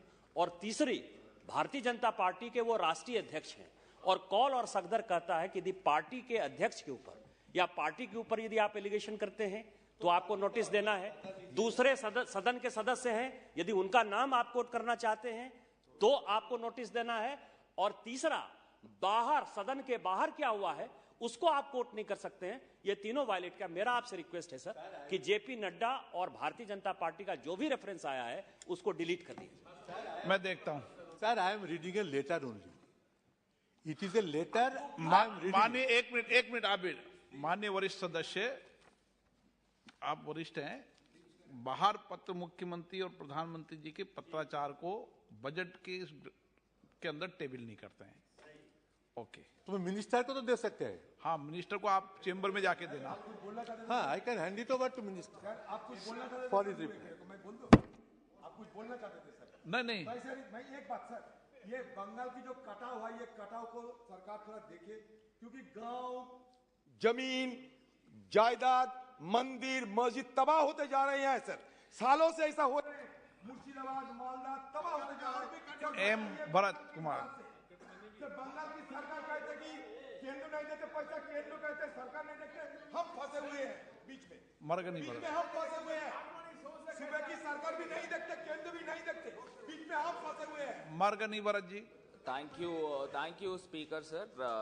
I take this opportunity. I speak on the interest बोलने of का अवसर 2 मिनट के लिए दिया है। state of Andhra Pradesh, sir. Sir, the House must be knowing, the whole country must be knowing about the state of Andhra Pradesh. The state was bifurcated unscientifically by the in the UPA tenure, sir. Sir, by the time there was a promise made by the Honorable Prime Minister that Andhra Pradesh state shall be given special category status. But due to some unavoidable reasons of 14th Finance Commission, the special category status was denied. But later stage, what happened, sir, in the 15th Finance Commission has mentioned that union government can take an appropriate क्या सदन में किसने वादा किया था इस विषय पर? ये हमेशा उठाते रहते हो सर। इसका विषय निकाल के demand for grant, sir. We need a grant for the Andhra Pradesh state, sir. Once the Andhra Pradesh state got unscientifically bifurcated, sir, this is not the voice of Andhra Pradesh. It should be a voice of the country, sir. Rather, it should be a voice of the country. And many more times, our Honorable Chief Minister Jagan Mohan Reddy ji met the Prime Minister and all the union ministers, sir, to give a special grant for Andhra Pradesh. Sir, we are like a small baby, sir. We are malnutrition, sir. Let the people of Andhra Pradesh shouldn't think that we are minorities of the country, sir. Our number is only 25. But the injustice is made to the state of Andhra Pradesh. Let the magnanimity should be there for the government of India to sanction the grants for the state of Andhra Pradesh, sir. Sir, once the two brothers got separated as a family, one brother is given a high amounts of wealth and one brother is given nothing, sir. Then the government of India, being a father role, they have to take the justice for the Andhra Pradesh, sir. बंटवारा कब हुआ था ये? 14 में हुआ था. 9 years done, sir. But up till now, nothing has been happened, sir. Yes, sir. But then the minister, Venkaiah Naidu ji, has mentioned, sir, in the house itself, that Andhra Pradesh state shall be given 10 years of, not 5 years, 10 years of special category. फिर निशिकांत जी आपको कानून बता देंगे नाम लोगे. But these and the minister in this house, sir, not the other house, in this house only. Sir, one more thing, sir. It is one of the members from. जब ये division हुआ सर 2014 में, वेंकैया जी इस सदन के सदस्य नहीं थे. उन्होंने वहां राज्यसभा में क्या कहा क्या नहीं कहा ये यहाँ थोड़े डिस्कस हो सकता है. He has mentioned in this Lok Sabha house. He was not minister. But he was mentioned in Lok Sabha, sir. By the time, and also the Honorable Prime Minister, then the Prime Minister, sir. Manmohan Singh was the Prime Minister, assured the House that Andhra Pradesh will be given special category status at the time of the division. 5 years, 10 years. Dr. Manmohan Singh as Prime Minister. Sir, we are seeking a different parts, sir, different ways to go with a private member bill, sir, for AP Reorganization Act of Private Member Bill of 2022. In that, we wanted to include special category status, sir. Okay, so why such kind of situation has to happen, sir? Sir, one more point, sir. Finally, I wanted to make one more point, sir. One of the members of TDP, sir, who is fabricating lies and voicing false statements right now, sir. Sir, I wanted to quote, sir, we are not that poor enough to pay salaries, sir. We are abundant enough to pay salaries. But one more thing, sir, the Minister of Finance has informed the state that 17,923 crores has been reduced against the NBC for 2021 to 22 due to the over-borrowing of fiscal irresponsible by TDP government, sir, during 14th Finance Commission, sir. But that is being readjusted, that is being adjusted now what central government is giving to the state, that is being adjusted, sir. But the TDP tenure, they did all the mistakes and now what the funds is being given to the state, that is being reduced, sir. How can it be possible, sir? Is any action has to be taken by the central government to that past government, let it be, sir. But what all the finances has to come to the state, that has to taken care by the central government, sir. Sir, one more point I'd like to quote, sir. And regarding the Polavaram project, sir, the Polavaram project is the lifeline for the Andhra Pradesh state. Once the Hyderabad, the capital city, is being given to the Telangana, the Polavaram project funds has to be given to the state of Andhra Pradesh, sir. Sir, first time in the history of the country, sir, any national project, once the state is investing money and the central government is reimbursing the money, sir, how can it be possible, sir? Still more than 2,800 crores has to come to the state of Andhra Pradesh. I request the central government to sanction the funds at the earliest, sir. And also more to that, sir, we are having a big coastline after Gujarat, sir. Our Chief Minister is going ahead with the fishing harbour, sir. We request your finances to be given to the state of Andhra Pradesh. Ravnesh Singh Bittu. Thank you speaker ਸਾਹਿਬ, ਤੁਸੀਂ ਮੈਨੂੰ ਖਾਸ ਤੌਰ ਤੇ supplementary demand for grants 2022-23 ਦਾ ਤੁਸੀਂ ਮੈਨੂੰ time ਦਿੱਤਾ, ਮੈਂ ਧੰਨਵਾਦੀ ਹਾਂ ਖਾਸ ਤੌਰ ਤੇ। ਬਹੁਤ ਜ਼ਿਆਦਾ ਗੱਲਾਂ ਤਕਰੀਬਨ ਸਾਰੀਆਂ ਹੋ ਚੁੱਕੀਆਂ ਏ, ਪਰ ਇਹ ਗੱਲ ਚੰਗੀ ਆ ਵੀ ਅਸੀਂ ਐਡੇ ਵੱਡੇ, ਮੈਂ ਇਸ ਗੱਲ ਦਾ ਖੁਸ਼ੀ ਵੀ ਆ ਵੀ ਹਿੰਦੁਸਤਾਨ ਸਾਡਾ ਬ੍ਰਿਟੇਨ ਨੂੰ ਵੀ ਅੱਗੇ ਨਿਕਲਿਆ ਏ, ਪਰ ਉੱਥੇ ਅੱਗੇ ਨਾਲ ਨਿਕਲਿਆ, ਪਰ ਸਾਡਾ ਜਿਹੜਾ ਪ੍ਰਧਾਨ ਮੰਤਰੀ ਹੈ ਬ੍ਰਿਟੇਨ ਦਾ ਉਹ ਵੀ ਸਾਡਾ ਹਿੰਦੁਸਤਾਨੀ ਬਣਿਆ ਏ, ਚਾਹੇ ਨਾਗਰਿਕ ਉੱਥੇ ਦਾ, ਮੈਂ ਸਮਝਦਾ ਉਦੋਂ ਬੜੀ ਗੱਲ ਆ ਸਰ। ਪਰ ਸਾਨੂੰ ਥੋੜਾ ਜਿਹਾ ਠੀਕ ਆ, ਦੇਸ਼ ਦਾ ਇਕਨੋਮੀ ਬਹੁਤ ਮਜ਼ਬੂਤ ਆ, ਚੰਗੀ ਆ, ਪਰ ਇਹ 'ਚ ਜੇ ਗੱਲ ਕਰੀ ਜਾਏ ਪੁਰਾਣੀ ਸਾਡੀ ਜਿਹੜੀ ਕਾਂਗਰਸ ਪਾਰਟੀ ਦੀ ਸਰਕਾਰ ਰਹੀ ਆ ਉਹਦਾ ਵੀ ਬਹੁਤ ਵੱਡਾ ਯੋਗਦਾਨ ਆ, ਉਹਨੂੰ ਹਰ ਕੋਈ ਉਸ ਗੱਲ ਦੀ ਉਹਦੀ ਕਦੇ ਕੋਈ ਗੱਲ ਨਹੀਂ ਕਰਦਾ ਸਰ। ਇਹ ਆਖਰ ਇੰਨੇ ਸਾਲਾਂ ਤੋਂ ਇਹ ਲਗਾਤਾਰ ਚੱਲਦਾ ਆ ਰਿਹਾ, ਤਾਂ ਹੀ ਅੱਜ ਦੇਸ਼ ਇੱਥੇ ਪਹੁੰਚਿਆ।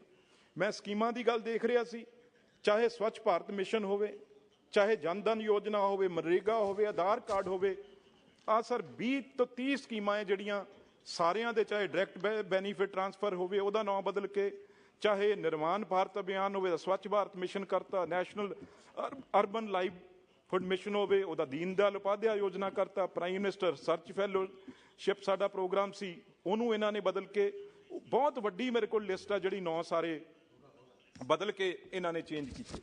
ਸਰ ਇੱਕ ਗੱਲ ਮੈਂ ਕਹਿਣਾ ਵੀ ਇਹ ਦੂਰਦ੍ਰਿਸ਼ਟੀ ਦੀ ਗੱਲ ਆ, ਠੀਕ ਆ ਸਪਲੀਮੈਂਟਰੀ ਬਜਟ, ਪਰ ਇੰਨੀ ਜ਼ਰੂਰਤ ਕਿਉਂ ਪਈ? ਪਰ ਇੱਕ ਗੱਲ ਮੈਂ ਇੱਥੇ ਇਹ ਵੀ ਕਹੂੰਗਾ ਵੀ ਸਾਡੀ ਇੰਡੀਅਨ ਇਕਨੋਮੀ ਆ ਜਿਹੜੀ ਉਹਨੂੰ ਬਚਾਉਣ ਦੇ ਵਿੱਚ ਸਾਡੇ ਜਿਹੜੇ ਤਿਉਹਾਰ ਨੇ ਸਰ ਸਾਲ ਚੱਲਦੇ ਰਹਿੰਦੇ ਆ, ਬੜੇ ਤੋਂ ਬੜੇ ਤਿਉਹਾਰ ਨੇ ਸਾਡੇ ਮਨਾਏ ਜਾਂਦੇ ਆ, ਉਹਦੇ ਵਿੱਚ ਸਰ ਲੋਕ ਬੜਾ ਖੁੱਲ੍ਹ ਕੇ ਪੈਸਾ ਖਰਚ ਕਰਦੇ ਆ। ਚਾਹੇ ਕਰੋਨਾ ਰਿਹਾ ਸਰ, ਵੱਡੇ ਤੋਂ ਵੱਡੇ ਵਿਆਹ ਸ਼ਾਦੀਆਂ ਜਿਹੜੀਆਂ ਵੈਡਿੰਗਸ ਜਿਹਨੂੰ ਕਹਿੰਦੇ ਆ, ਉਹ ਬੜੇ ਵੱਡੇ ਪੈਮਾਨੇ ਤੇ ਸਾਡੇ ਖੁਸ਼ੀ ਨਾਲ ਵਿਆਹ ਵੱਡੇ ਹੁੰਦੇ ਆ, ਜਿਹਦੇ ਵਿੱਚ ਹਰ ਦੇ ਮੈਂ ਸਮਝਦਾ ਚਾਹੇ ਕੋਈ ਟੈਂਟ ਵਾਲਾ, ਚਾਹੇ ਕੋਈ ਫਰੂਟ ਵਾਲਾ, ਕੋਈ ਸਬਜ਼ੀ ਵਾਲਾ, ਸਭ ਨੂੰ ਉਹਦੇ ਵਿੱਚ ਬੜਾ ਪੈਸਾ ਹੈ ਜਿਹੜਾ, ਚਾਹੇ ਹੋਟਲ ਇੰਡਸਟਰੀ ਆ ਉਹਨੂੰ ਇਹਦੇ ਵਿੱਚ ਪੈਸਾ ਜਾਂਦਾ। ਇਕਨੋਮੀ ਇਹਦੇ ਨਾਲ ਬੜੀ ਭਾਰੀ ਸਾਡੀ ਇਹਦੇ ਨਾਲ ਜਿਉਂਦੀ ਰਹਿੰਦੀ ਆ। ਜੇ ਮੈਂ ਗੱਲ ਕਵਾਂ ਸਰ ਕਿਵੇਂ ਆਪਣੇ ਪੁਰਾਣੇ ਲੇਡੀਜ਼, ਚਾਹੇ ਮੇਰੀਆਂ ਮਾਂ, ਚਾਹੇ ਦਾਦੀ, ਕਿਵੇਂ ਪੈਸੇ ਬਚਾਉਂਦੇ ਸੀ ਜਦੋਂ ਵੀ ਉਹਨਾਂ ਨੂੰ ਕੋਈ ਕਿਤੋਂ ਕੋਈ, ਚਾਹੇ ਉਹਨਾਂ ਦੀ ਕਮਾਈ ਆਈ, ਚਾਹੇ ਕੁਛ ਆਪਣੀ ਗੋਲਕ ਛੋਟੀ ਜੀ, ਉਹਦੇ ਵਿੱਚ ਉਹ ਪੈਸੇ ਸਾਂਭ ਕੇ ਰੱਖਦੇ ਸੀ, ਇਕੱਠੇ ਕਰਦੇ ਸੀ ਵੀ ਜਦੋਂ ਲੋੜ ਪਵੇ, ਜਦੋਂ ਕੋਈ ਪਰਿਵਾਰ ਤੇ ਕੋਈ ਐਸੀ ਕਮੀ ਆਏ ਤਾਂ ਉਹ ਗੋਲਕ 'ਚੋਂ ਜਿਹੜੀਆਂ ਲੇਡੀਜ਼ ਨੇ ਸਰ ਉਹ ਆਪਣਾ ਪੈਸਾ ਕੱਢ ਕੇ ਵਰਤ ਲੈਂਦੀਆਂ ਸੀ। ਇਸ ਤਰੀਕੇ ਨਾਲ ਸਾਨੂੰ ਜ਼ਰੂਰ ਇਹ ਗੱਲਾਂ ਵੀ ਯਾਦ ਰੱਖਣੀਆਂ ਪੈਣੀਆਂ ਵੀ ਇਹ ਛੋਟੀਆਂ ਛੋਟੀਆਂ ਗੱਲਾਂ ਸਾਡੇ ਜਿਹੜੀ ਇਕਨੋਮੀ ਦੇ ਵਿੱਚ ਯੋਗਦਾਨ ਪਾਉਂਦੀਆਂ, ਚਾਹੇ ਉਹ ਇੱਕ ਘਰ ਦੀ ਕੋਈ ਔਰਤ ਨੇ ਪੈਸੇ ਸਾਂਭ ਕੇ ਰੱਖੇ ਹੋਣ, ਔਖੇ ਵੇਲੇ ਖਰਚ ਕਰ ਲਏ। ਸਰ ਦੂਜੀ ਮੈਂ ਗੱਲ ਕਰਾਂ, ਗੱਲਾਂ ਬੜੀਆਂ ਹੁੰਦੀਆਂ, ਕਹਿਣ ਨੂੰ ਜੀ ਨਹੀਂ ਕਰਦਾ, ਪਰ ਸਰ ਜੇ ਦੇਖੀਏ ਅੱਜ ਅਸੀਂ ਹੈਰਾਨਗੀ ਦੀ ਗੱਲ ਆ 103 ਨੰਬਰ ਆ ਸਾਡਾ ਗਲੋਬਲ ਹੰਗਰ ਇੰਡੈਕਸ ਸਰ, ਕਿੰਨਾ ਸਰ 103, 168th ਰੈਂਕ ਆ ਸਰ ਲਿਟਰੇਸੀ ਰੇਟ ਦੇ ਵਿੱਚ, 133ਵਾਂ ਸਰ ਵਰਲਡ ਹੈਪੀਨੈਸ ਇੰਡੈਕਸ ਦੇ ਵਿੱਚ, 125ਵਾਂ ਸਰ ਜੈਂਡਰ ਡਿਸਕ੍ਰਿਮੀਨੇਸ਼ਨ 'ਚ, 51 ਸਾਡਾ ਫਾਈਨੈਂਸ਼ੀਅਲ ਡਿਵੈਲਪਮੈਂਟ ਇੰਡੈਕਸ ਦੇ ਵਿੱਚ ਸਰ ਲੋਐਸਟ ਸਾਡਾ 180 ਰੈਂਕ ਆ ਐਨਵਾਇਰਨਮੈਂਟਲ ਪਰਫਾਰਮੈਂਸ ਦੇ ਵਿੱਚ। ਸਰ ਇਹ ਹਾਲਾਤ ਵੀ ਸਾਨੂੰ ਦੇਖਣੇ ਪੈਣਗੇ। ਸਰ 2 ਮਿੰਟ ਲਊਂਗਾ, ਤੁਸੀਂ ਟਾਈਮ ਦਿੱਤਾ, ਪਰ ਸਰ ਜੇ ਕਹਿੰਦੇ ਆਪਾਂ ਵੀ ਪੈਸਾ ਵਧਿਆ, ਕੁੱਲ ਸਰ 100 ਬੰਦਿਆਂ ਦਾ ਆਪਣੇ ਦੇਸ਼ 'ਚ 100 ਲੋਕਾਂ ਦਾ ਜਿਹੜਾ ਤਕਰੀਬਨ ਆ ਸਰ 800 ਬਿਲੀਅਨ ਉਹਨਾਂ ਦੇ ਜੇਬਾਂ 'ਚ ਗਿਆ, ਕੁੱਲ 100 ਬੰਦਾ ਏ। ਬਾਕੀ ਤੁਸੀਂ ਅੰਦਾਜ਼ਾ ਲਾਓ ਆਮ ਆਦਮੀ ਦਾ ਅੱਜ ਕੱਲ੍ਹ ਕੀ ਹਾਲ ਆ, ਜਿਹੜਾ ਸ਼ਹਿਰਾਂ 'ਚ ਕੰਮ ਕਰ ਰਿਹਾ ਸੀ ਉਹਦੇ ਕੋਲ ਅੱਜ ਕੰਮ ਖਤਮ ਹੋ ਗਏ। ਸਰ ਕਿੱਥੇ ਜਾ ਰਿਹਾ ਜਿਹੜਾ ਉਹ ਦੁਬਾਰਾ ਪਿੰਡਾਂ 'ਚ ਰੂਰਲ ਡਿਵੈਲਪਮੈਂਟ, ਪਿੰਡਾਂ 'ਚ ਜਾ ਕੇ ਉਹ ਮਨਰੇਗਾ ਦਾ ਕੰਮ ਲੱਭ ਰਿਹਾ। ਜਿਹੜੀ ਇਹ ਗੱਲ ਕੀਤੀ ਆ ਬੰਦੋਪਾਧਿਆਏ ਜੀ ਨੇ ਵੀ ਅੱਜ ਕੀ ਹਾਲਾਤ ਨੇ, ਕਿਉਂ ਇੰਨੀ ਮਨਰੇਗਾ ਦੀ ਲੋੜ ਪਈ ਆ, ਕਿਉਂਕਿ ਸ਼ਹਿਰਾਂ 'ਚ ਰੋਜ਼ਗਾਰ ਸਰ ਖਤਮ ਹੋ ਕੇ ਦੁਬਾਰਾ ਰੂਰਲ ਪਿੰਡਾਂ 'ਚ ਲੋਕ ਜਾਣ ਲੱਗ ਗਏ ਤੇ 2-3 ਸਰ ਗੱਲਾਂ ਮੈਂ ਤੁਹਾਡੇ ਮੂਹਰੇ ਹੋਰ ਧਿਆਨ ਲਈ ਆਉਂਗਾ। ਠੀਕ ਹੈ, ਕੋਈ ਸ਼ੱਕ ਨਹੀਂ ਇਸ ਬਜਟ 1 ਲੱਖ 1.10 ਲੱਖ ਕਰੋੜ ਆ ਜਿਹੜਾ ਉਹ ਫਰਟੀਲਾਈਜ਼ਰ ਸਬਸਿਡੀ ਲਈ ਦਿੱਤਾ ਜਾ ਰਿਹਾ, ਪਰ ਹਜੇ ਵੀ ਬਹੁਤ ਲੋੜ ਆ। ਰੋਜ਼ ਪਿੰਡਾਂ ਦੇ ਲੋਕ ਸਾਡੇ ਕੋਲ ਆਉਂਦੇ ਆ, ਉਹਨਾਂ ਨੂੰ ਰੋਜ਼ ਟ੍ਰੇਨਾਂ ਦੇ ਰੈਕ ਵੱਧ ਤੋਂ ਵੱਧ ਲੋੜ ਆ ਜਿਹੜੀ ਉਹ ਪੰਜਾਬ ਵੱਲ ਭੇਜੇ ਜਾਣੇ ਚਾਹੀਦੇ ਆ। ਸਰ ਇੱਕ ਗੱਲ ਮੈਂ ਹੋਰ ਬੜੀ ਪੜ੍ਹ ਰਿਹਾ ਸੀ, ਮੈਂ ਹੈਰਾਨ ਹੋਇਆ ਵੀ ਜਿਹੜਾ 2000 ਰੁਪਈਆ ਜਿਹੜਾ ਸਰ ਪ੍ਰਧਾਨ ਮੰਤਰੀ ਜਿਹੜਾ ਕਿਸਾਨ ਨਿਧੀ ਯੋਜਨਾ ਹੈ ਸਰ, ਉਹਦੇ ਵਿੱਚ ਜਦੋਂ ਪਹਿਲਾ ਪੈਸਾ ਗਿਆ ਹੈ ਸਰ, ਪਹਿਲੀ ਵਾਰ ਜਦੋਂ 11.84 ਕਰੋੜ ਫਾਰਮਰਸ ਗੋਟ ਦਾ ਫਸਟ ਇੰਸਟਾਲਮੈਂਟ ਸਰ, ਪਹਿਲੀ ਇੰਸਟਾਲਮੈਂਟ ਮਿਲੀ ਆ 2000 ਰੁਪਏ ਦੀ। ਪਰ ਸਰ ਜਦੋਂ ਆ 11ਵੀਂ ਇੰਸਟਾਲਮੈਂਟ ਤੱਕ ਆ ਗਏ ਅੱਜ ਸਰ 3.87 ਕਰੋੜ ਫਾਰਮਰ ਕਿੱਥੇ ਸਰ, 11 ਕਰੋੜ ਸਰ ਅੱਜ 3.87 ਕਰੋੜ ਫਾਰਮਰਸ ਤੇ ਰਹਿ ਗਏ। ਜੇ ਮੈਂ ਪੰਜਾਬ ਦੀ ਗੱਲ ਕਰਾਂ ਸਰ 51.54% ਡ੍ਰੌਪ ਆ ਸਰ, 51.54% ਡ੍ਰੌਪ ਆ। ਇੰਨਾ ਬੜਾ ਇਹ ਜਿਹੜੇ ਬੈਨੀਫੀਸ਼ੀਅਰੀਆਂ ਚ ਕਿਵੇਂ 11 ਇੰਸਟਾਲਮੈਂਟ ਚ ਕਮੀ ਆਈ, ਇਹਦੇ ਬਾਰੇ ਸਰ ਅਖੀਰ ਸਰ ਇੱਕ ਗੱਲ ਹੋਰ, ਕਿਉਂਕਿ ਮੈਂ ਪੰਜਾਬ ਤੋਂ ਆਉਣਾ, 80,000 ਕਰੋੜ ਰੁਪਈਆ ਸਰ ਇਹਦੇ ਲਈ ਹੋਰ ਐਡੀਸ਼ਨਲ ਐਕਸਪੈਂਡੀਚਰ ਮੰਗਿਆ ਗਿਆ ਜਿਹੜਾ ਕਿ ਪ੍ਰਧਾਨ ਮੰਤਰੀ ਗਰੀਬ ਕਲਿਆਣ ਯੋਜਨਾ ਚ ਜਾ ਰਿਹਾ। ਸਰ 80 ਕਰੋੜ ਲੋਕਾਂ ਨੂੰ ਫਾਇਦਾ ਹੋ ਰਿਹਾ, ਪਰ ਨਾਲ ਦੀ ਨਾਲ ਮੈਂ ਇਹ ਗੱਲ ਵੀ ਕਹਿਦਾ ਸਰ FCI ਦੀ ਜੀ ਰਿਪੋਰਟ ਆ ਸਰ, ਸਾਡੇ ਕੋਲ ਕਿਸੇ ਵੇਲੇ 90.41 ਮੀਟ੍ਰਿਕ ਟਨ ਜਿਹੜਾ ਉਹ 1 ਸਾਲ ਦਾ ਸਾਡੇ ਕੋਲ ਸਰ ਭੰਡਾਰ ਪਿਆ ਸੀ। ਵਰਿੰਗ ਫੈਕਟਰ ਆ ਸਰ ਹੁਣ ਘੱਟ ਹੋ ਕੇ 60.11 ਮਿਲੀਅਨ ਟਨ ਸਰ ਰਹਿ ਗਿਆ। ਇਹਦੇ ਵਿੱਚ ਕੀ ਅੱਗੇ ਅਸੀਂ ਆਉਣ ਵਾਲੇ ਸਾਲਾਂ 'ਚ ਇਹਨੂੰ ਦੇ ਸਕਾਂਗੇ ਕਿ ਰਾਸ਼ਨ ਨੂੰ, ਜਾਂ ਸਿਰਫ ਇਲੈਕਸ਼ਨ? ਇੱਕ ਮਿੰਟ ਮੈਂ ਆਪਣੇ ਕਨਸਟੀਟਿਊਂਸੀ ਦੀ ਗੱਲ ਕਰ ਲਾਂ ਕਿ ਇਲੈਕਸ਼ਨਾਂ ਤੱਕ ਦੇ ਕੇ ਇਹਨੂੰ ਬੰਦ ਕਰਾਂਗੇ, ਇਹ ਜ਼ਰੂਰ ਸੋਚਣਾ।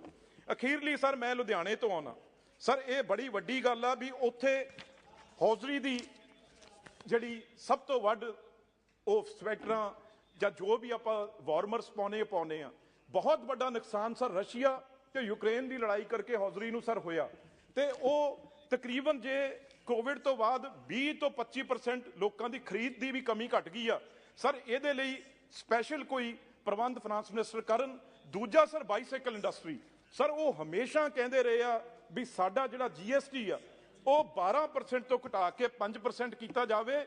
ਸਾਈਕਲ ਇੰਡਸਟਰੀ ਸਰ ਅਸੀਂ ਕਹਿੰਦੇ ਆਮ ਆਦਮੀ ਦਾ ਏ, ਦੋਨੋਂ ਚੀਜ਼ਾਂ ਅੱਗੇ, ਠੰਡ ਆ ਰਹੀ ਆ, ਸਿਆਲ ਆ ਰਿਹਾ, ਇੰਡਸਟਰੀ ਵੀ ਚੱਲੇ, ਗਰੀਬ ਆਦਮੀ ਦਾ ਸਾਈਕਲ ਵੀ ਹੋਵੇ। ਸਰ ਅਖੀਰ 'ਚ ਇੱਕ ਗੱਲ ਮੈਂ ਜ਼ਰੂਰ ਕਹਿ ਕੇ ਇੱਥੇ ਤੁਹਾਡੇ ਖਮਾ ਮੰਗਾਂਗਾ ਸਰ, ਜਿਹੜਾ central state combine sir facial deficit ਆ ਉਹ ਸਰ ਸਭ ਤੋਂ ਲਾਰਜੈਸਟ ਅਮੰਗ G20, ਸਭ ਤੋਂ ਵੱਧ ਆ ਸਰ 9.9। ਉਹ ਸਰ ਇਹਨਾਂ ਕਿਸੇ ਨਾ ਕਿਸੇ ਵੇਲੇ ਅਟਲ ਬਿਹਾਰੀ ਵਾਜਪਾਈ ਜੀ ਪ੍ਰਾਈਮ ਮਿਨਿਸਟਰ ਸੀ ਜਦੋਂ, ਉਹਨਾਂ ਨੇ ਕਿਹਾ ਸੀ ਵੀ ਇਹ 3 ਤੋਂ 4 ਤੋਂ ਵੱਧ ਨਹੀਂ ਹੋਣਾ ਚਾਹੀਦਾ। ਕਿੰਨਾ ਪੈਸਾ ਬਾਰੋ ਕਰ ਲਾਂਗੇ, ਕਿੰਨਾ ਪੈਸਾ ਅਸੀਂ ਮੰਗ ਲਾਂਗੇ, ਇਹ ਸਰ ਜ਼ਰੂਰ ਬਹੁਤ ਜ਼ਿਆਦਾ ਹੈ। ਸਾਰੀਆਂ ਜਿਹੜਾ ਕੰਬਾਈਨ ਸੈਂਟਰ ਸਟੇਟ ਦਾ ਆਖਰੀ ਸਰ ਇੰਟਰਨੈਸ਼ਨਲ ਮੋਨੇਟਰੀ ਫੰਡ ਹੋਵੇ ਚਾਹੇ ਵਰਲਡ ਬੈਂਕ ਹੋਵੇ, ਉਹਨਾਂ ਨੇ ਕਿਹਾ ਅਗਲੇ ਸਾਲ ਇਦੋਂ ਵੀ ਖਤਰਨਾਕ ਹੋ ਸਕਦਾ ਹੈ। ਉਸ ਲਈ ਫਾਈਨਾਂਸ ਮਿਨਿਸਟਰ ਨੂੰ ਜ਼ਰੂਰ ਧਿਆਨ ਦੇਣਾ ਚਾਹੀਦਾ। ਸਪੀਕਰ ਸਾਹਿਬ ਟਾਈਮ ਦਿੱਤਾ ਤੁਸੀਂ, ਮੈਂ ਤੁਹਾਡਾ ਬਹੁਤ ਹੀ ਬਹੁਤ ਧੰਨਵਾਦੀ ਹਾਂ। जय Hind.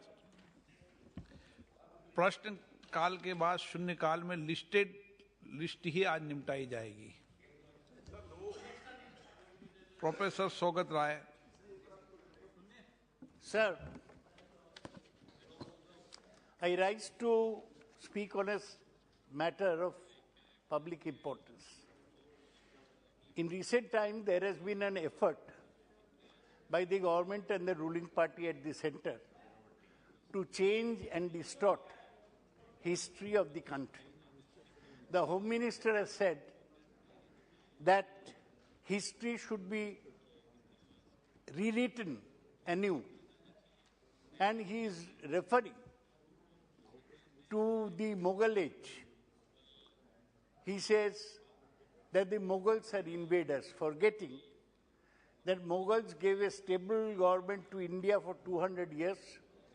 The Taj Mahal, the Lal Qilla, and the Jama Masjid were all constructed during their times. Sir, we strongly believe that the culture of India is not a Hindu culture. It's a composite culture. We also strongly believe that there should not be a Hindu history or a Muslim history or a British history. There should be an Indian history. But this distortion of history is not only in the change of names of cities. Allahabad suddenly becomes Prayagraj. Aurangabad suddenly becomes Sambhajinagar. This is rewriting history. It was done in communist people's time. And the most important thing to mention is during the Amrit Kal of our independence is to write the history of Indian freedom struggle properly. We should write clearly that Savarkar asked for clemency from the British. It's the truth. I have given a notice. I have given a notice.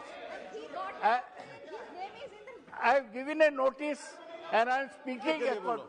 Sir, it should be mentioned that Guru Golwalkar refused to participate in the 1942 Quit India movement. Sir,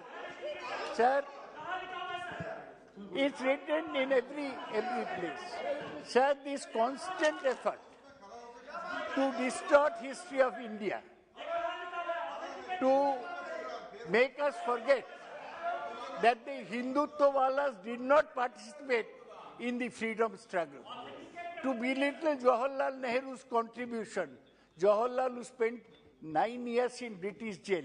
None of these Hindutvalas, including Shama Prasad Mukherjee, they did not spend time. इनके पुराने नेता है ना, Guru Golwalkar उनका संदर्भ है. positively refused to participate in 42. I'll bring 10 books on RSS. Sir ये तो नहीं है सर, जीरोवर नहीं है, ऐसे सब रिकॉर्ड में जाए तो कैसा होगा sir? Every objection of Nishikant Dubey.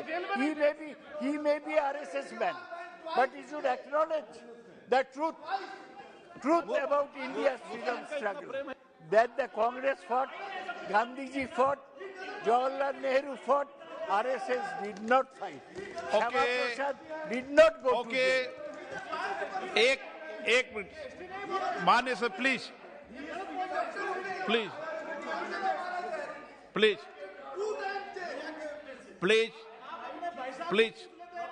मान्य सदस्य प्लीज एक मिनट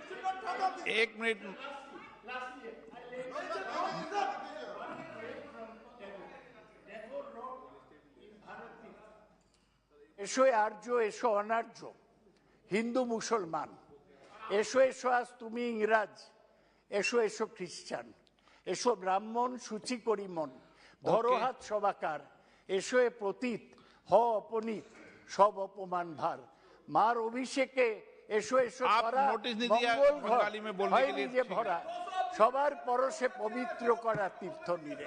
স্যার, এভরিবডি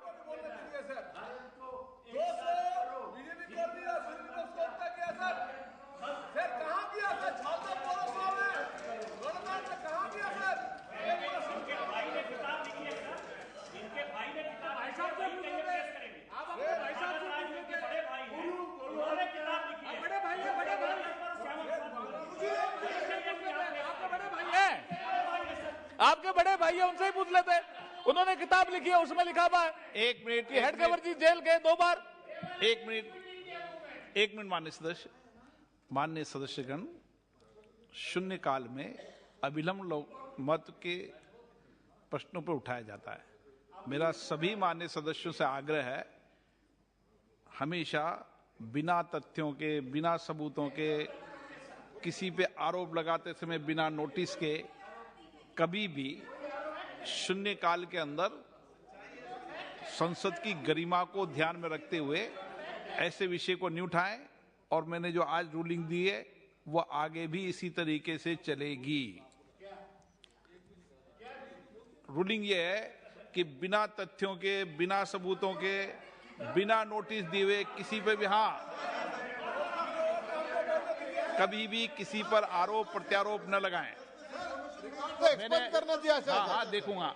और मैं क्या रिकॉर्ड में, आपका रिकॉर्ड में और और मैंने वही बोला है, मैंने वही का है Danish Ali ji.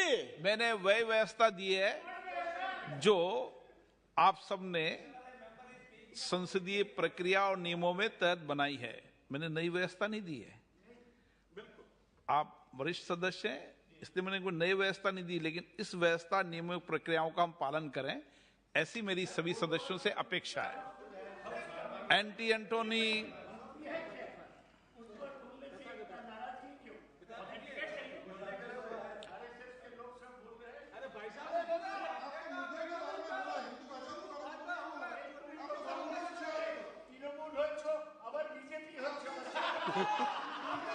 Antony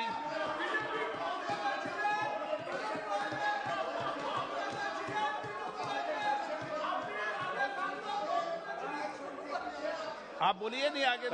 Thank you, Speaker sir. I would like to invite the attention of this August House and the government to a long-pending dream of the people of Kerala, the Sabari Rail project.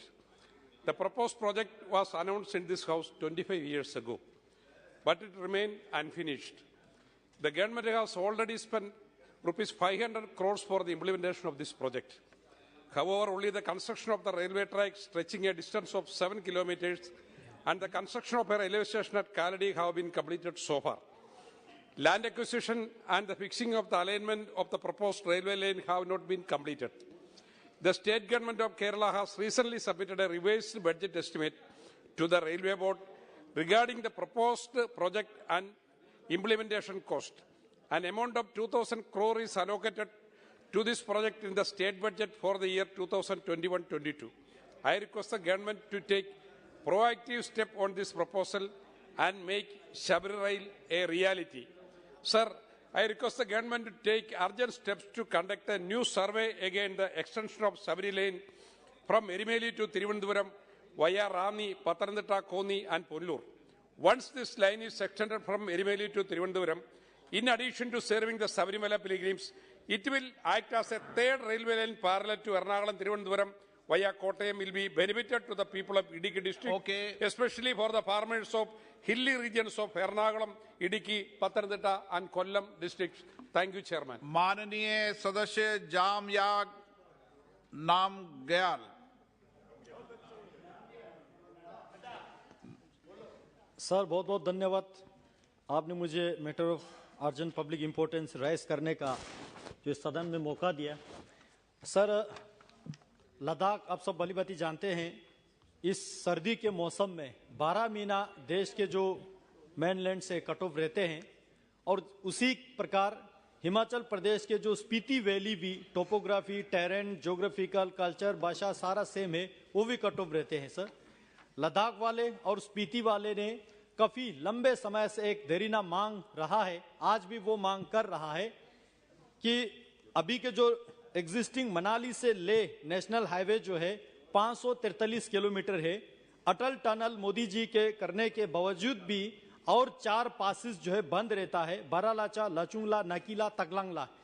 इसके बजाय हमारे लोग चाहते हैं कि स्पीति के काजा से होकर सोमोरिरी लेक के बीच में केवल 100 किलोमीटर के जो डिस्टेंस है वहां से एक रोड कंस्ट्रक्ट करे, जिसके वजह से ले से लेके स्पीति होके चाहे आप अंबाला जोड़े, चंडीगढ़ जोड़े, बिलासपुर जोड़े, वहां से एक नेशनल हाईवे कम समय में निकालने वाला, कम खर्चे पे बन सकता है, जहां एक भी टनल की आवश्यकता नहीं पड़ेगा और 12 महीना खुला ही रहेगा और डिफेंस स्ट्रेटेजिकल एक रोड भी बनेगा, टूरिज्म के लिए भी वायबल होगा। बिलासपुर मनाली ले जो एक इस देश का नेशनल इंपॉर्टेंट प्रोजेक्ट है और एक एम्बिशियस प्रोजेक्ट भी है, वो भी एग्जिस्टिंग अलाइनमेंट को पकड़ के मनाली से ले जा रहा है, जहां आपको 4 टनल निकालने की जरूरत पड़ेगा। पता नहीं उसमें कितना लागत लगेगा और कितना साल लगेगा। इसलिए हम मांग करते हैं कि मनाली ले से जो है स्पीति होके किन्नौर से चंडीगढ़, अंबाला या बिलासपुर जहां जोड़े, वो कम समय में कम खर्चे में बनने वाले रोड है।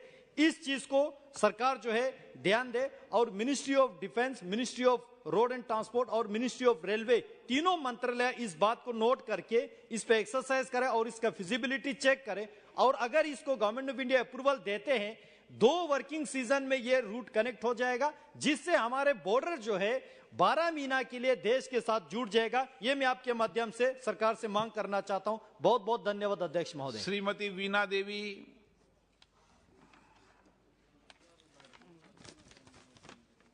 माननीय अध्यक्ष महोदय, मैं केंद्र सरकार के संज्ञान में लाना चाहती हूं कि मेरे संसदीय क्षेत्र में पारू प्रखंड सबसे बड़ा 34 पंचायत का प्रखंड है। यहाँ कोई डिग्री कॉलेज नहीं है और यहाँ की आबादी न्यूनतम आय वर्ग की है। यहाँ से 70 किलोमीटर दूर पर जिला मुख्यालय या तो छपरा चाहे गोपालगंज जिला डिग्री कॉलेज है, जिसके कारण यहाँ के अधिकतम बच्चे अधिक दूरी और आर्थिक कारणों से उच्च शिक्षा से वंचित रह जाते हैं। खासकर यहाँ की लड़कियाँ सुरक्षा कारणों से अधिक दूरी होने के कारण बीच में ही अपना पढ़ाई छोड़ देती है। मैं सदन के माध्यम से मैं केंद्र सरकार से मांग करती हूँ कि यहाँ के एक डिग्री कॉलेज स्थापित किया जाए अथवा पारू प्रखंड के खुटाही स्थित +2 उच्च विद्यालय को माध्यमिक विद्यालय को डिग्री कॉलेज के रूप में उत्क्रमित किया जाए। उच्च शिक्षा हमारे यशस्वी प्रधानमंत्री जी का मुख्य योजना है। मैं महोदय आपको बोलने देने के लिए मैं आपका धन्यवाद करती हूँ। श्री रंगप्पा बाड़ने।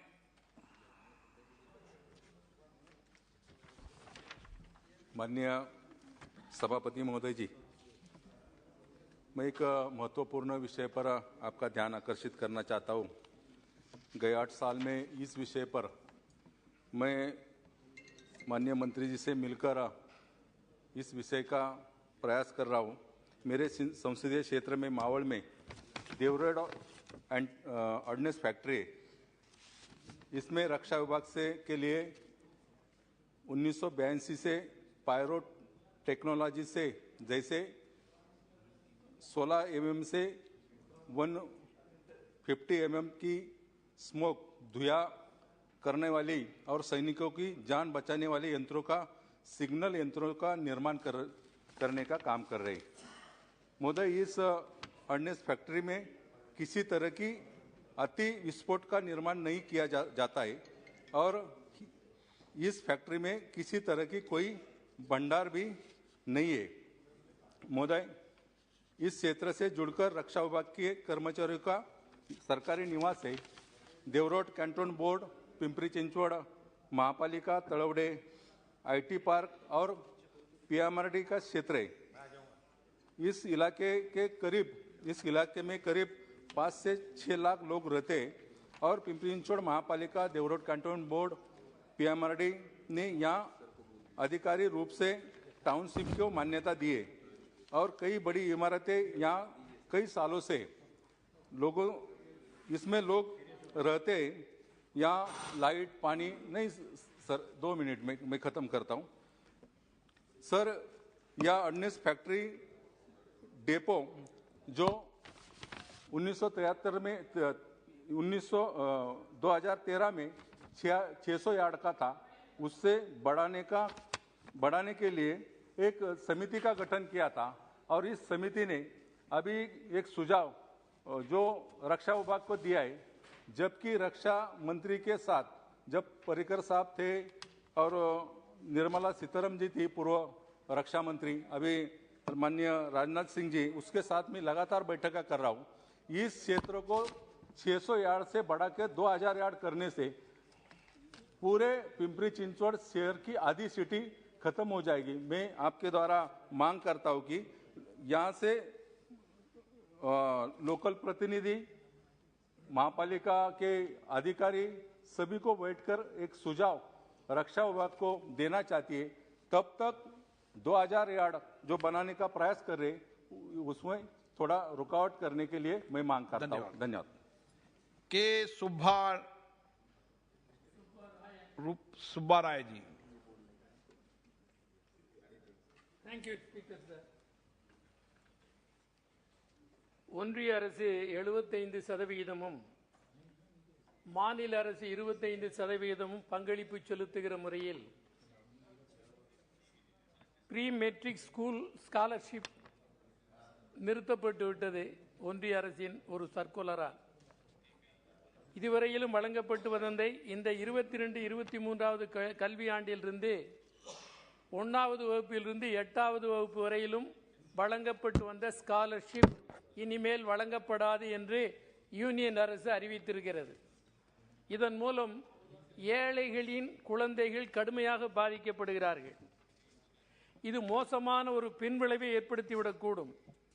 கல்வி உரிமை சட்டப்படி 1வது வகுப்பிலிருந்து 8வது வகுப்பு வரை கட்டாய இலவச கல்வி படித்து வருகிற ஏழை மாணவர்களுக்கு இந்த உதவி பென்சில் வாங்குவதற்கோ, நோட்டுகள் வாங்குவதற்கோ, புத்தகங்கள் வாங்குவதற்கோ, போக்குவரத்து செலவுகளுக்கோ பயன்படுத்தப்பட்டு வந்தது.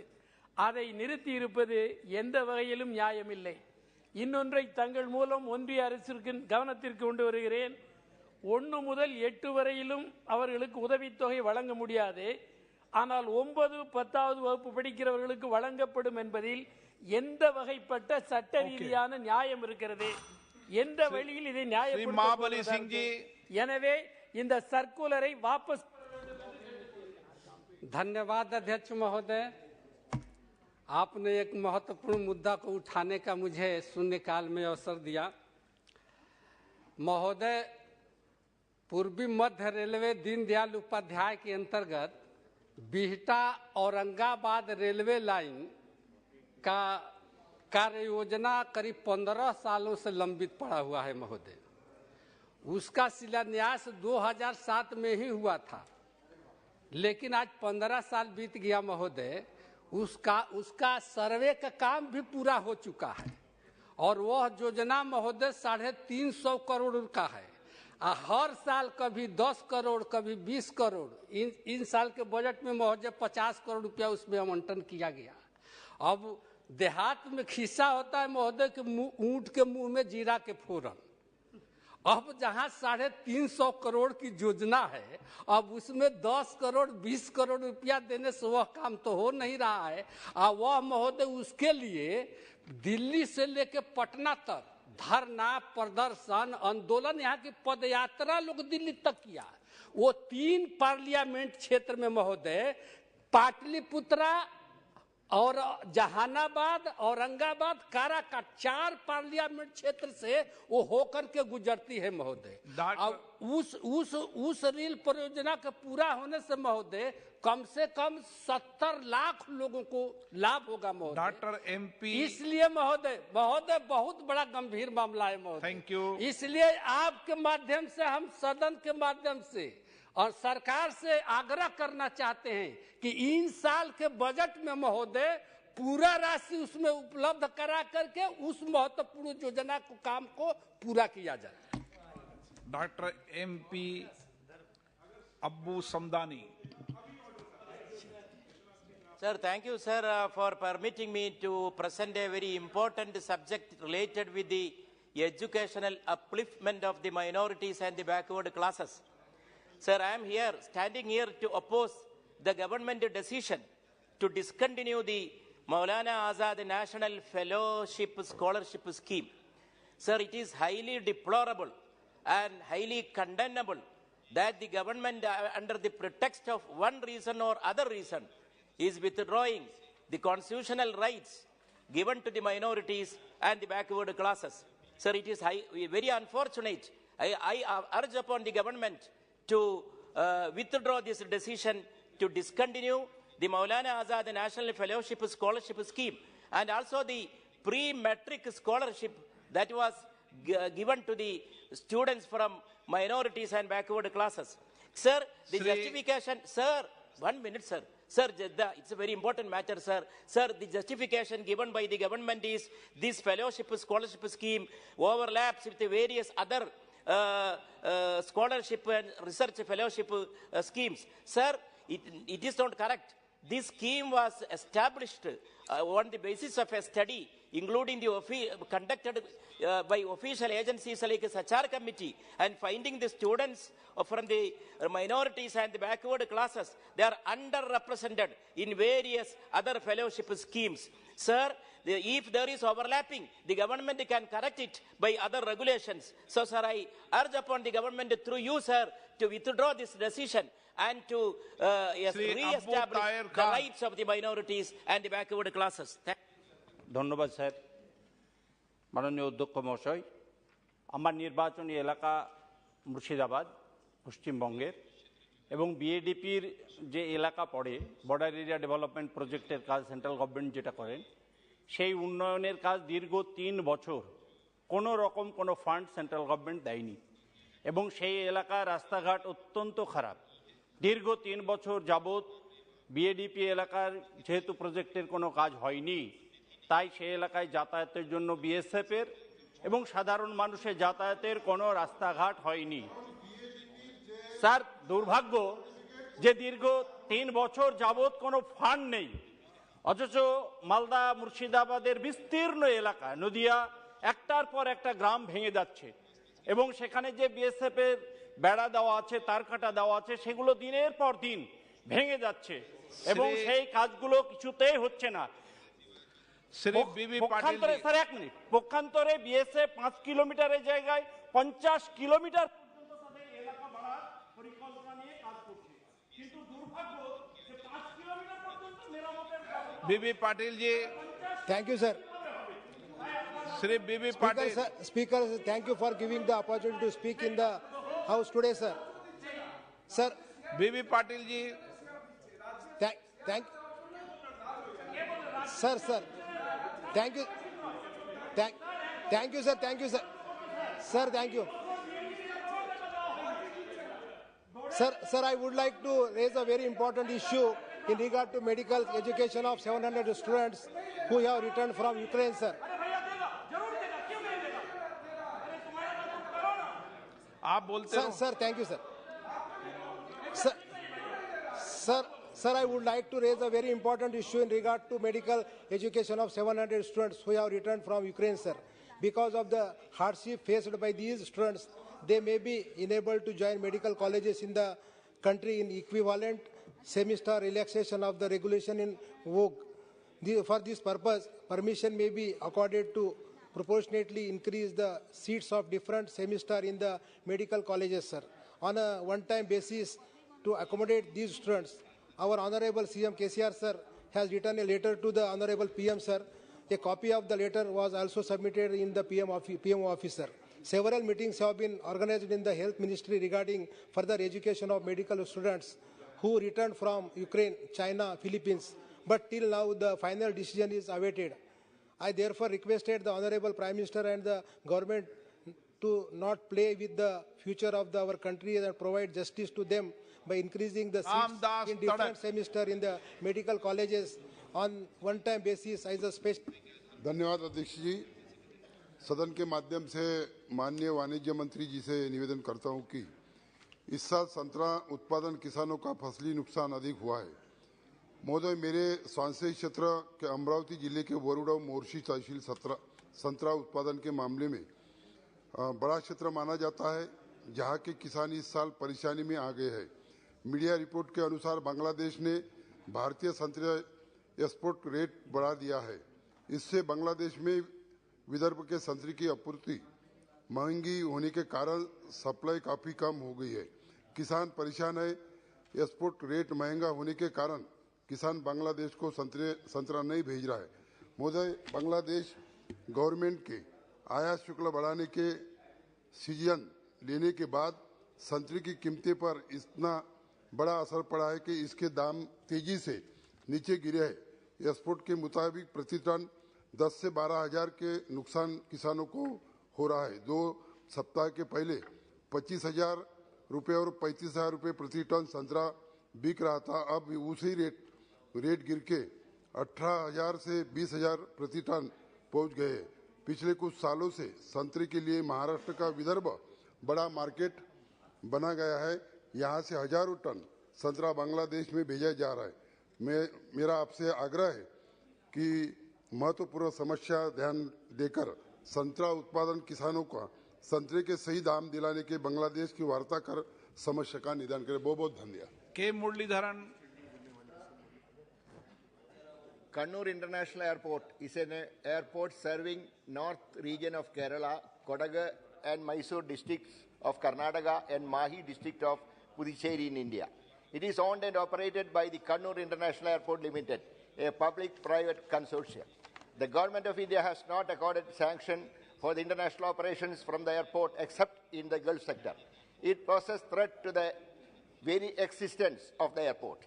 The airport has infrastructure including a state-of-the-art runway to host wide-body aircrafts.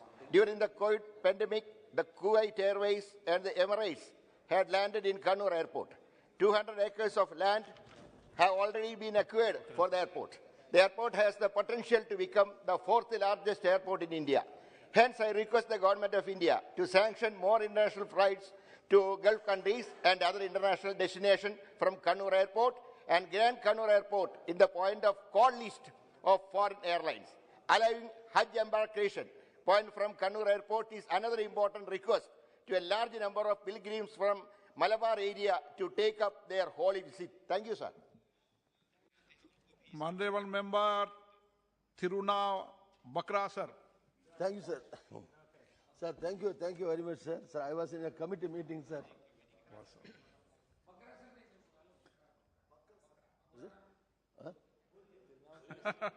What is it? Ranam Thiru Navu Karasar. It's a very difficult. It's a Tamil poet name, sir. It's very difficult to pronounce for you people. Sir, thank you very much, sir. I was in a committee meeting, so I was not present when you called me, sir. Sir, this is regarding a railway line which was converted as a broad gauge from Karaikudi to Thiruvarur. It is 150 kilometers, nearly 1,000 crores was spent. The work was completed 2 years back. There are 100 gates. Gatekeepers should be appointed there. So because of that, the operation has not started. So I request the Honorable Minister should start the daily train Rameswaram Express from Karaikudi to Thiruvarur, which connects, which can go to up to Chennai. So it has given a lot of hardship to the general public in that area, number one. Sir, two, sir, in Kiranur, there is one place, it is in between, sir, 1 minute, it's between Tirchi and Pudukkottai, which is a taluk headquarters and town panchayat also. So all the trains going through that way should be stopped there. I am requesting a stoppage there in Kiranur, sir. A lot of people, nearly 50,000 people will be benefited. 100 villages are there and surrounding in that area. I have met the minister already, chairman already, GM already, but nothing has been done so far. I request the Honorable Minister to take immediate step to have the stoppage in Kiranur, sir. Thank you very much. Sir, thank you so much, sir, for allowing me to raise a very important issue which is pertaining to my constituency, Lakshadweep, sir. Sir, Lakshadweep is known for its pristine beauty, the crystal clear waters, and the silver sand beaches, sir. The entire world is being beckoned by this beauty, the silent features of this island, sir. Sir, tourism is one of the most important sector as far as economic sector and environment generation is concerned, sir. Sir, I'm very happy and thankful to this government that this government had made a tourism policy which was not in place for quite long years. And this has yielded really to take off the tourism potential in the island, sir.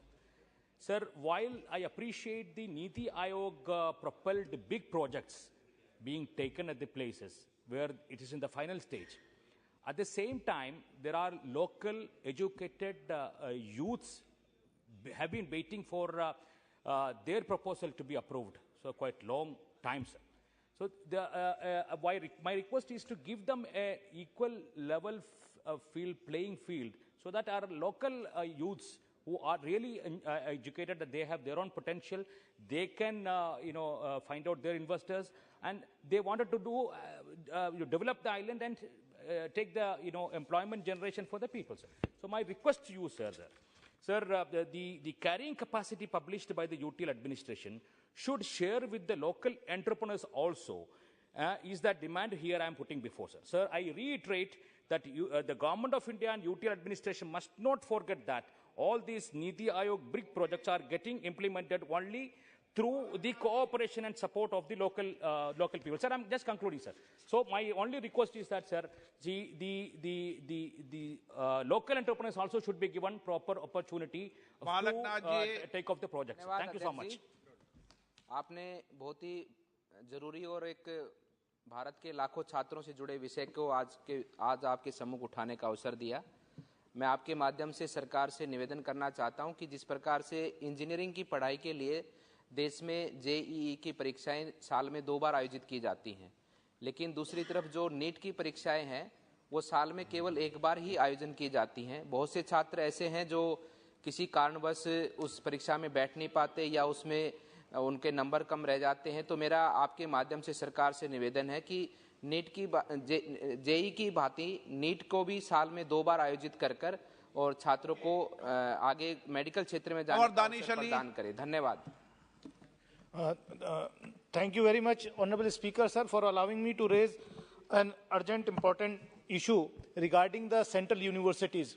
Sir, देखने में आया है कि पिछले कई वर्षों से लगातार केंद्रीय विश्वविद्यालयों के अंदर ना तो छात्र संघ के चुनाव हो रहे हैं, जहां पर टीचर्स संघ हैं उनको भी एडमिनिस्ट्रेशन द्वारा भंग किया जा रहा है, और कोविड के दौरान जिस तरीके से हॉस्टल्स बंद किए गए, अभी तक कई जगह हॉस्टल्स भी पूरी तरीके से नहीं खोले गए। मैं 2 विश्वविद्यालय जिनसे मेरा ताल्लुक रहा है, जामिया मिलिया इस्लामिया और अलीगढ़ मुस्लिम यूनिवर्सिटी के बारे में मैं कहना चाहता हूं। वहां पर आज ऐसी ही स्थिति है, और ये पिछले सेशन में मैंने पिछले वर्ष ये सवाल उठाया था कि अलीगढ़ मुस्लिम यूनिवर्सिटी में जो जो कोर्ट के इलेक्शंस होने हैं वो नहीं हुए, जिसके चलते वहां नए वाइस चांसलर का भी अपॉइंटमेंट रुका हुआ है। सर, मंत्री जी ने मुझे एश्योरेंस दिया था और कहा था कि कोविड की वजह से वो इलेक्शन नहीं करा पाया है यूनिवर्सिटी प्रशासन, लेकिन कोविड खत्म हुए सारे काम हो रहे हैं, अभी तक यूनिवर्सिटी कोर्ट्स के इलेक्शन नहीं हुए, इसलिए नए वाइस चांसलर का प्रोसेस जो है स्टार्ट नहीं हो पाया। मेरी आपके माध्यम से सरकार से यही मांग है कि ये दिशा निर्देशित करें। और आदरणीय अध्यक्ष जी, देश के लगभग सभी महानगरों तथा बड़े नगरों में ऐसे पुराने बाजार तथा मोहल्ले हैं जिन तक पहुंचने के लिए अत्यंत संकरी गलियों से होकर जाना पड़ता है। इन बाजारों मोहल्लों में विद्युत सप्लाई के लिए तारों का घना संजाल बना रहता है। इन स्थानों विशेषकर बाजारों में कोई आग लगने की दुर्घटना यदि दुर्भाग्यवश हो जाए तो संकरी गलियों के कारण अग्निशमन दल वहां पहुंच नहीं सकता तथा इस कारण करोड़ों की संपत्ति नष्ट हो सकती है तथा जनहानि भी हो सकती है। इस प्रकार के दुखद अग्निकांड के समय प्रभावित व्यक्तियों की असहाय स्थिति का सहज अनुमान लगाया जा सकता है। मेरे संसदीय क्षेत्र में मेरठ तथा हापुड़ में ही ऐसे अनेक स्थान हैं जो बेहद खतरनाक स्थिति में है। मेरा आपके माध्यम से सरकार से अनुरोध है कि देश के महानगरों नगरों में स्थित इस प्रकार के आशंकित अग्निकांड की दृष्टि से अत्यंत असुरक्षित स्थानों को चिन्हित किया जाए तथा अन्य स्थानों पर बिजली के तारों को भूमिगत किए जाने की योजना प्राथमिकता के आधार पर बनवाकर उसे क्रियान्वित किया जाए। आपने अवसर दिया, बहुत बहुत धन्यवाद। धन्यवाद स्पीकर सर। मैं सदन का ध्यान इस ओर दिलाना चाहता हूं स्पीकर सर कि भारतवर्ष में जिस तरह से माननीय प्रधानमंत्री नरेंद्र मोदी जी विश्व गुरु की भूमिका में भारत को आगे बढ़ा रहे हैं, ऐसे समय में जरूरत है संस्कृत एवं वैदिक शिक्षा को बढ़ावा देने के लिए संत, पुरोहित एवं पुजारी कल्याण बोर्ड की स्थापना। हरियाणा ने इसमें पहल की है सर। रविवार को माननीय मुख्यमंत्री मनोहर लाल खट्टर जी ने हरियाणा में ये अनाउंस किया है कि पुरोहित और संत पुरोहित और पुजारी कल्याण बोर्ड की स्थापना की घोषणा की है। एक मिनट सर। इसके लिए हमारे मंदिरों में जो पुजारी काम कर रहे हैं, पुजारी हैं हमारे धार्मिक स्थलों पर, और पुरोहित और पुजारियों को न्यूनतम आय का साधन बने, इसके जरिए से ये मैं एक मांग करता हूं। साथ ही प्रभु सेवा में लगे सहायकों के लिए भी एक न्यूनतम राशि धनराशि का प्रावधान हो, क्योंकि देश भर में अनेक ऐसे मंदिर हैं, चाहे वो भगवान विष्णु जी का हो, भगवान शंकर का हो, प्रभु श्री राम के हो, राम भगत हनुमान जी के, माँ भगवती माँ दुर्गा जी के, गुरु रविदास जी के, संत कबीर साहब के, हमारे महर्षि वाल्मीकि जी के, जो भी हैं इसमें जितने भी सिद्ध महात्मा दैविक पुरुषों अलौकिक शक्तियों से संबद्ध रखने वाले उन सभी मंदिरों की देख रेख करने वाले सहायकों एवं पूजा करने वाले पुरोहितों के लिए कल्याण बोर्ड की नितांत आवश्यकता है। मैं आपसे आपके माध्यम से रिक्वेस्ट करता हूं कि इसमें ध्यान दिया जाए और इसको आगे बढ़ाया जाए। धन्यवाद। 1 मिनट में सब बात खत्म कर देना। सर ईबीडन जी। Sir very important issue. हाँ होगा इंपॉर्टेंट सर। शुरू हो रहा है सर। हाँ 1 मिनट घड़ी और बंद। Sir, I would like to draw the attention of the House to a very important matter related to the future of the young doctors of our country. Sir, when the Medical Council of India was in place, 5% of the interns were posted in government general hospital in India. For example, my district, Ernakulam, it was the first NABH accredited government hospital in the country. And the services given by these interns are very important for these hospitals. Sir, when the National Medical Commission was formed, they made an order in early year of 2022 September, withdrawing the interns from the government general hospitals, district hospitals of our country, which had a huge impact, sir. Sir, the basic, these were the people who fought the COVID. Sir, just listen, sir. It's a very important matter, sir. In 2015, foreign medical graduates passed out who studied in different parts of the country, like China, Philippines, Ukraine, etc. They were brought, due to COVID, they had 3 months of online class. They completed 1 year of their house surgency in different general hospitals. But the National Medical Commission is saying that, sir, it's very, I'm concluding. Maluk Nagar ji, no. Conclude करो ना। आप 1 minute बोला था आपको। हाँ बोले conclude करो। 2 minute मिल रहा है सर। नहीं 1 मिनट। हाँ बोलो कंक्लूड करो आप। सर इसमें मैं कहना चाहता हूं कि सर इनको 1 साल का इंटर्नशिप पूरा हो गया है। मुझे आपसे अनुरोध करना है, आपके द्वारा माध्यम से अनुरोध करना है, उनको जो 1 वर्ष का है नॉर्मल प्रोसीजर में, उसमें I request the government of India to consider this very favorably. They have told 2 years of internship, sir, which is not acceptable. They fought the COVID very seriously, sir. These 2 issues are very important for the young doctors of our country, sir. So kindly consider this. बहुत बहुत धन्यवाद, आपने मुझे बोलने का मौका दिया। उत्तर प्रदेश के शिक्षा मित्रों के बारे में मुझे कहना है, 2015 में इनकी तनख्वाह 38,500 थी और 2017 में कानूनी हस्तक्षेप और राजनीतिक हस्तक्षेप के बाद इनको हटा दिया गया और फिर शिक्षा मित्र के नाते इनको लगाया गया। इनकी तनख्वाह केवल 10,000 रुपये रखी गई। जब से अब तक 2022 तक अगर सरकार की बढ़ी हुई महंगाई माने तो अभी कम से कम डबल बैठती है। और जो दूसरे साथी जिस तरह पढ़ाते हैं ये भी उसी तरह पढ़ाते हैं, उतना ही टाइम लगाते हैं, उनको 60,000 से ज़्यादा मिलती है। तो इनकी आए दिन इनमें घटनाएं घटती रहती हैं, आत्महत्याएं करते रहते हैं। इनके घर में बहुत परेशानियां, शादी ब्याह सब सारी दिक्कतें इनको आ रही हैं। जीवन और मरण का प्रश्न है। 1,85,000 ये लोग हैं। तो मैं आपके द्वारा सरकार से मांग करता हूं कि इनकी तनख्वाह बढ़ाई जाए, दूसरे शिक्षकों के बराबर करी जाए। बहुत बहुत धन्यवाद। मेरा सिर्फ रिक्वेस्ट था, सुबह में मेरा 2 नंबर पे क्वेश्चन लगा था सर, तो मुझे थोड़ा सा टाइम दीजिए सर प्लीज सर। कल सर 1 मिनट केवल। हाँ सर, माइक बंद कर देना। 1 मिनट बाद कोई बोले तो। माननीय अध्यक्ष महोदय, माझ्या धाराशिव लोकसभा मतदारसंघामध्ये साधारणतः ओडीआर आणि विहारची अवस्था जर बघितली ग्रामीण रस्त्याची तर ती फार वाईट आहे। आपण म्हणतो की खरा भारत ग्रामीण भागात राहतो, आपण म्हणतो की भारत हा कृषीप्रधान देश आहे, पण त्याच्या रस्त्याची अवस्था जर बघितली तर ती अतिशय वाईट आहे। अध्यक्ष महोदय, आपल्या माध्यमातून मला सांगायचंय की जवळपास माझ्या लोकसभा मतदारसंघामध्ये साधारणतः जवळपास 6,834 किलोमीटर लांबीचे ओडीआर आणि विहार आहेत। त्याच्यापैकी प्रधानमंत्री ग्राम सडक योजनेमधने फक्त 174 किलोमीटर लांबीचे रस्ते त्या ठिकाणी मंजूर केलेत। याचं प्रमाण जर आपण काढलं तर फक्त 2.54% एवढंच रस्ते त्या ठिकाणी कव्हर होत आहेत। माझी आपल्या माध्यमातून सरकारला एवढीच विनंती आहे की किमान 30% रस्ते तरी प्रधानमंत्री ग्राम सडक योजनेच्या अंतर्गत कव्हर झाले पाहिजेत, जेणेकरून ग्रामीण भागातल्या रस्त्याची अवस्था ही व्यवस्थित असेल। एवढीच विनंती माझी आपल्या माध्यमातून सरकारकडे आहे। Shri Rahul शिवाले। Thank you, Speaker, sir. Measles, also known as rubella, is a highly contagious viral infection which affects respiratory system in young children. Recently, several cases of measles have been reported in Mumbai and nearby districts. Measles continues to affect children in Mumbai and neighboring districts. This highly communicable disease and responsible for several deaths in Mumbai. However, it is preventable with a vaccine. According to WHO, measles vaccinations help reduce death rate by 73% between 2000 and 2018 worldwide. The measles vaccine is one of the best way to prevent this infection. It is usually given as a combined measles, mumps, rubella, MMR vaccine to children between 12 to 15 months of age. The second dose is usually given between 4 to 6 years of age. Unvaccinated children and pregnant women are at a higher risk of measles and its complications. Timely vaccination and prevention steps can help control the spread. Recently, central team investigated Mumbai measles outbreak, visit slums. Team has been appointed by Union Health Minister to assess the manage the situation in Mumbai, where several slums areas have seen an outbreak of measles. So therefore, I would like to, through you, the Union Minister of Health should provide sufficient dose and medical support of measles or to Maharashtra hospital to reduce the disease in slums of. Thank you. Prasun Banerjee ji.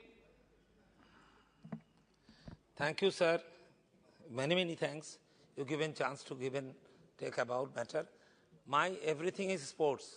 I'm a sportsman थे, अभी sportsman है. थोड़ा 2 minute का बात है आपका भीतर से सर. हम पूरा दुनिया से हमको बता रहा जे आप लोग क्या कर रहा. फुटबॉल प्लेयर है, अभी वर्ल्ड कप चल रहा सर. आप जानते हैं फुटबॉल वर्ल्ड कप चल रहा, अभी सेमीफाइनल है आज. तो हमारा 130 करोड़ आदमी का भीतर हम लोग किस लिए टीम बना नहीं सकते. इतना दुख का बात हमको हर टाइम बोलते हैं. हम चाहते हैं, आपको विनती करते हैं, मिनिस्टर है उधर में, वो भी काम करते हैं अच्छे से. आपको खाली विनती करते हैं कि हमारा गवर्नमेंट, हमारा प्राइम मिनिस्टर ये फुटबॉल के ऊपर चलिए. फुटबॉल प्लेयर सब डिस्ट्रिक्ट में, सब जगह में अच्छा है सर, बहुत अच्छा है. इजीली करें. थैंक यू सर, नमस्कार. सर मुझे मौका दिया इसलिए मैं आपका आभारी हूँ. सतारा में केंद्रीय विद्यालय की मांग जब से मैं तीसरी बार चुन के आया हूँ, मैं उठाना चाहता हूँ, लेकिन सद्भाग्य से आज आपने जो सुसंधि मुझे दिए इसलिए मैं उठाना चाहता हूँ. केंद्रीय विद्यालय में जो केंद्रीय कर्मचारी है उनके बच्चों को एडमिशन मिलती है और अच्छी शिक्षा मिलती है, कम फी और कम दाम में मिलती है. पहले तो 10 विद्यार्थियों को हर सांसद को पूना में, गिरिनगर और खड़गवासला में एडमिशन की एक सहूलियत थी. वो भी सहूलियत अभी निकाल गई है. पूना में 12 है, सोलापुर में 1 है, सांगली में 1 है, लेकिन सतारा में केंद्रीय विद्यालय नहीं है. तो केंद्रीय विद्यालय के बारे में अगर कृपा करे तो सतारा जैसे कर्मभूमि में ये होगा तो मैं आपका और सरकार का बहुत आभारी रहूं. धन्यवाद sir. Thank you, Speaker, sir. I rise to raise a very important issue concerning the salaried middle class of this country.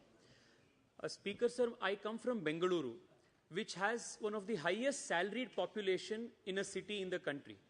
But under the income tax rules, only 4 cities, Delhi, Kolkata, Chennai and Mumbai, are considered as metro cities for housing rental allowance deduction.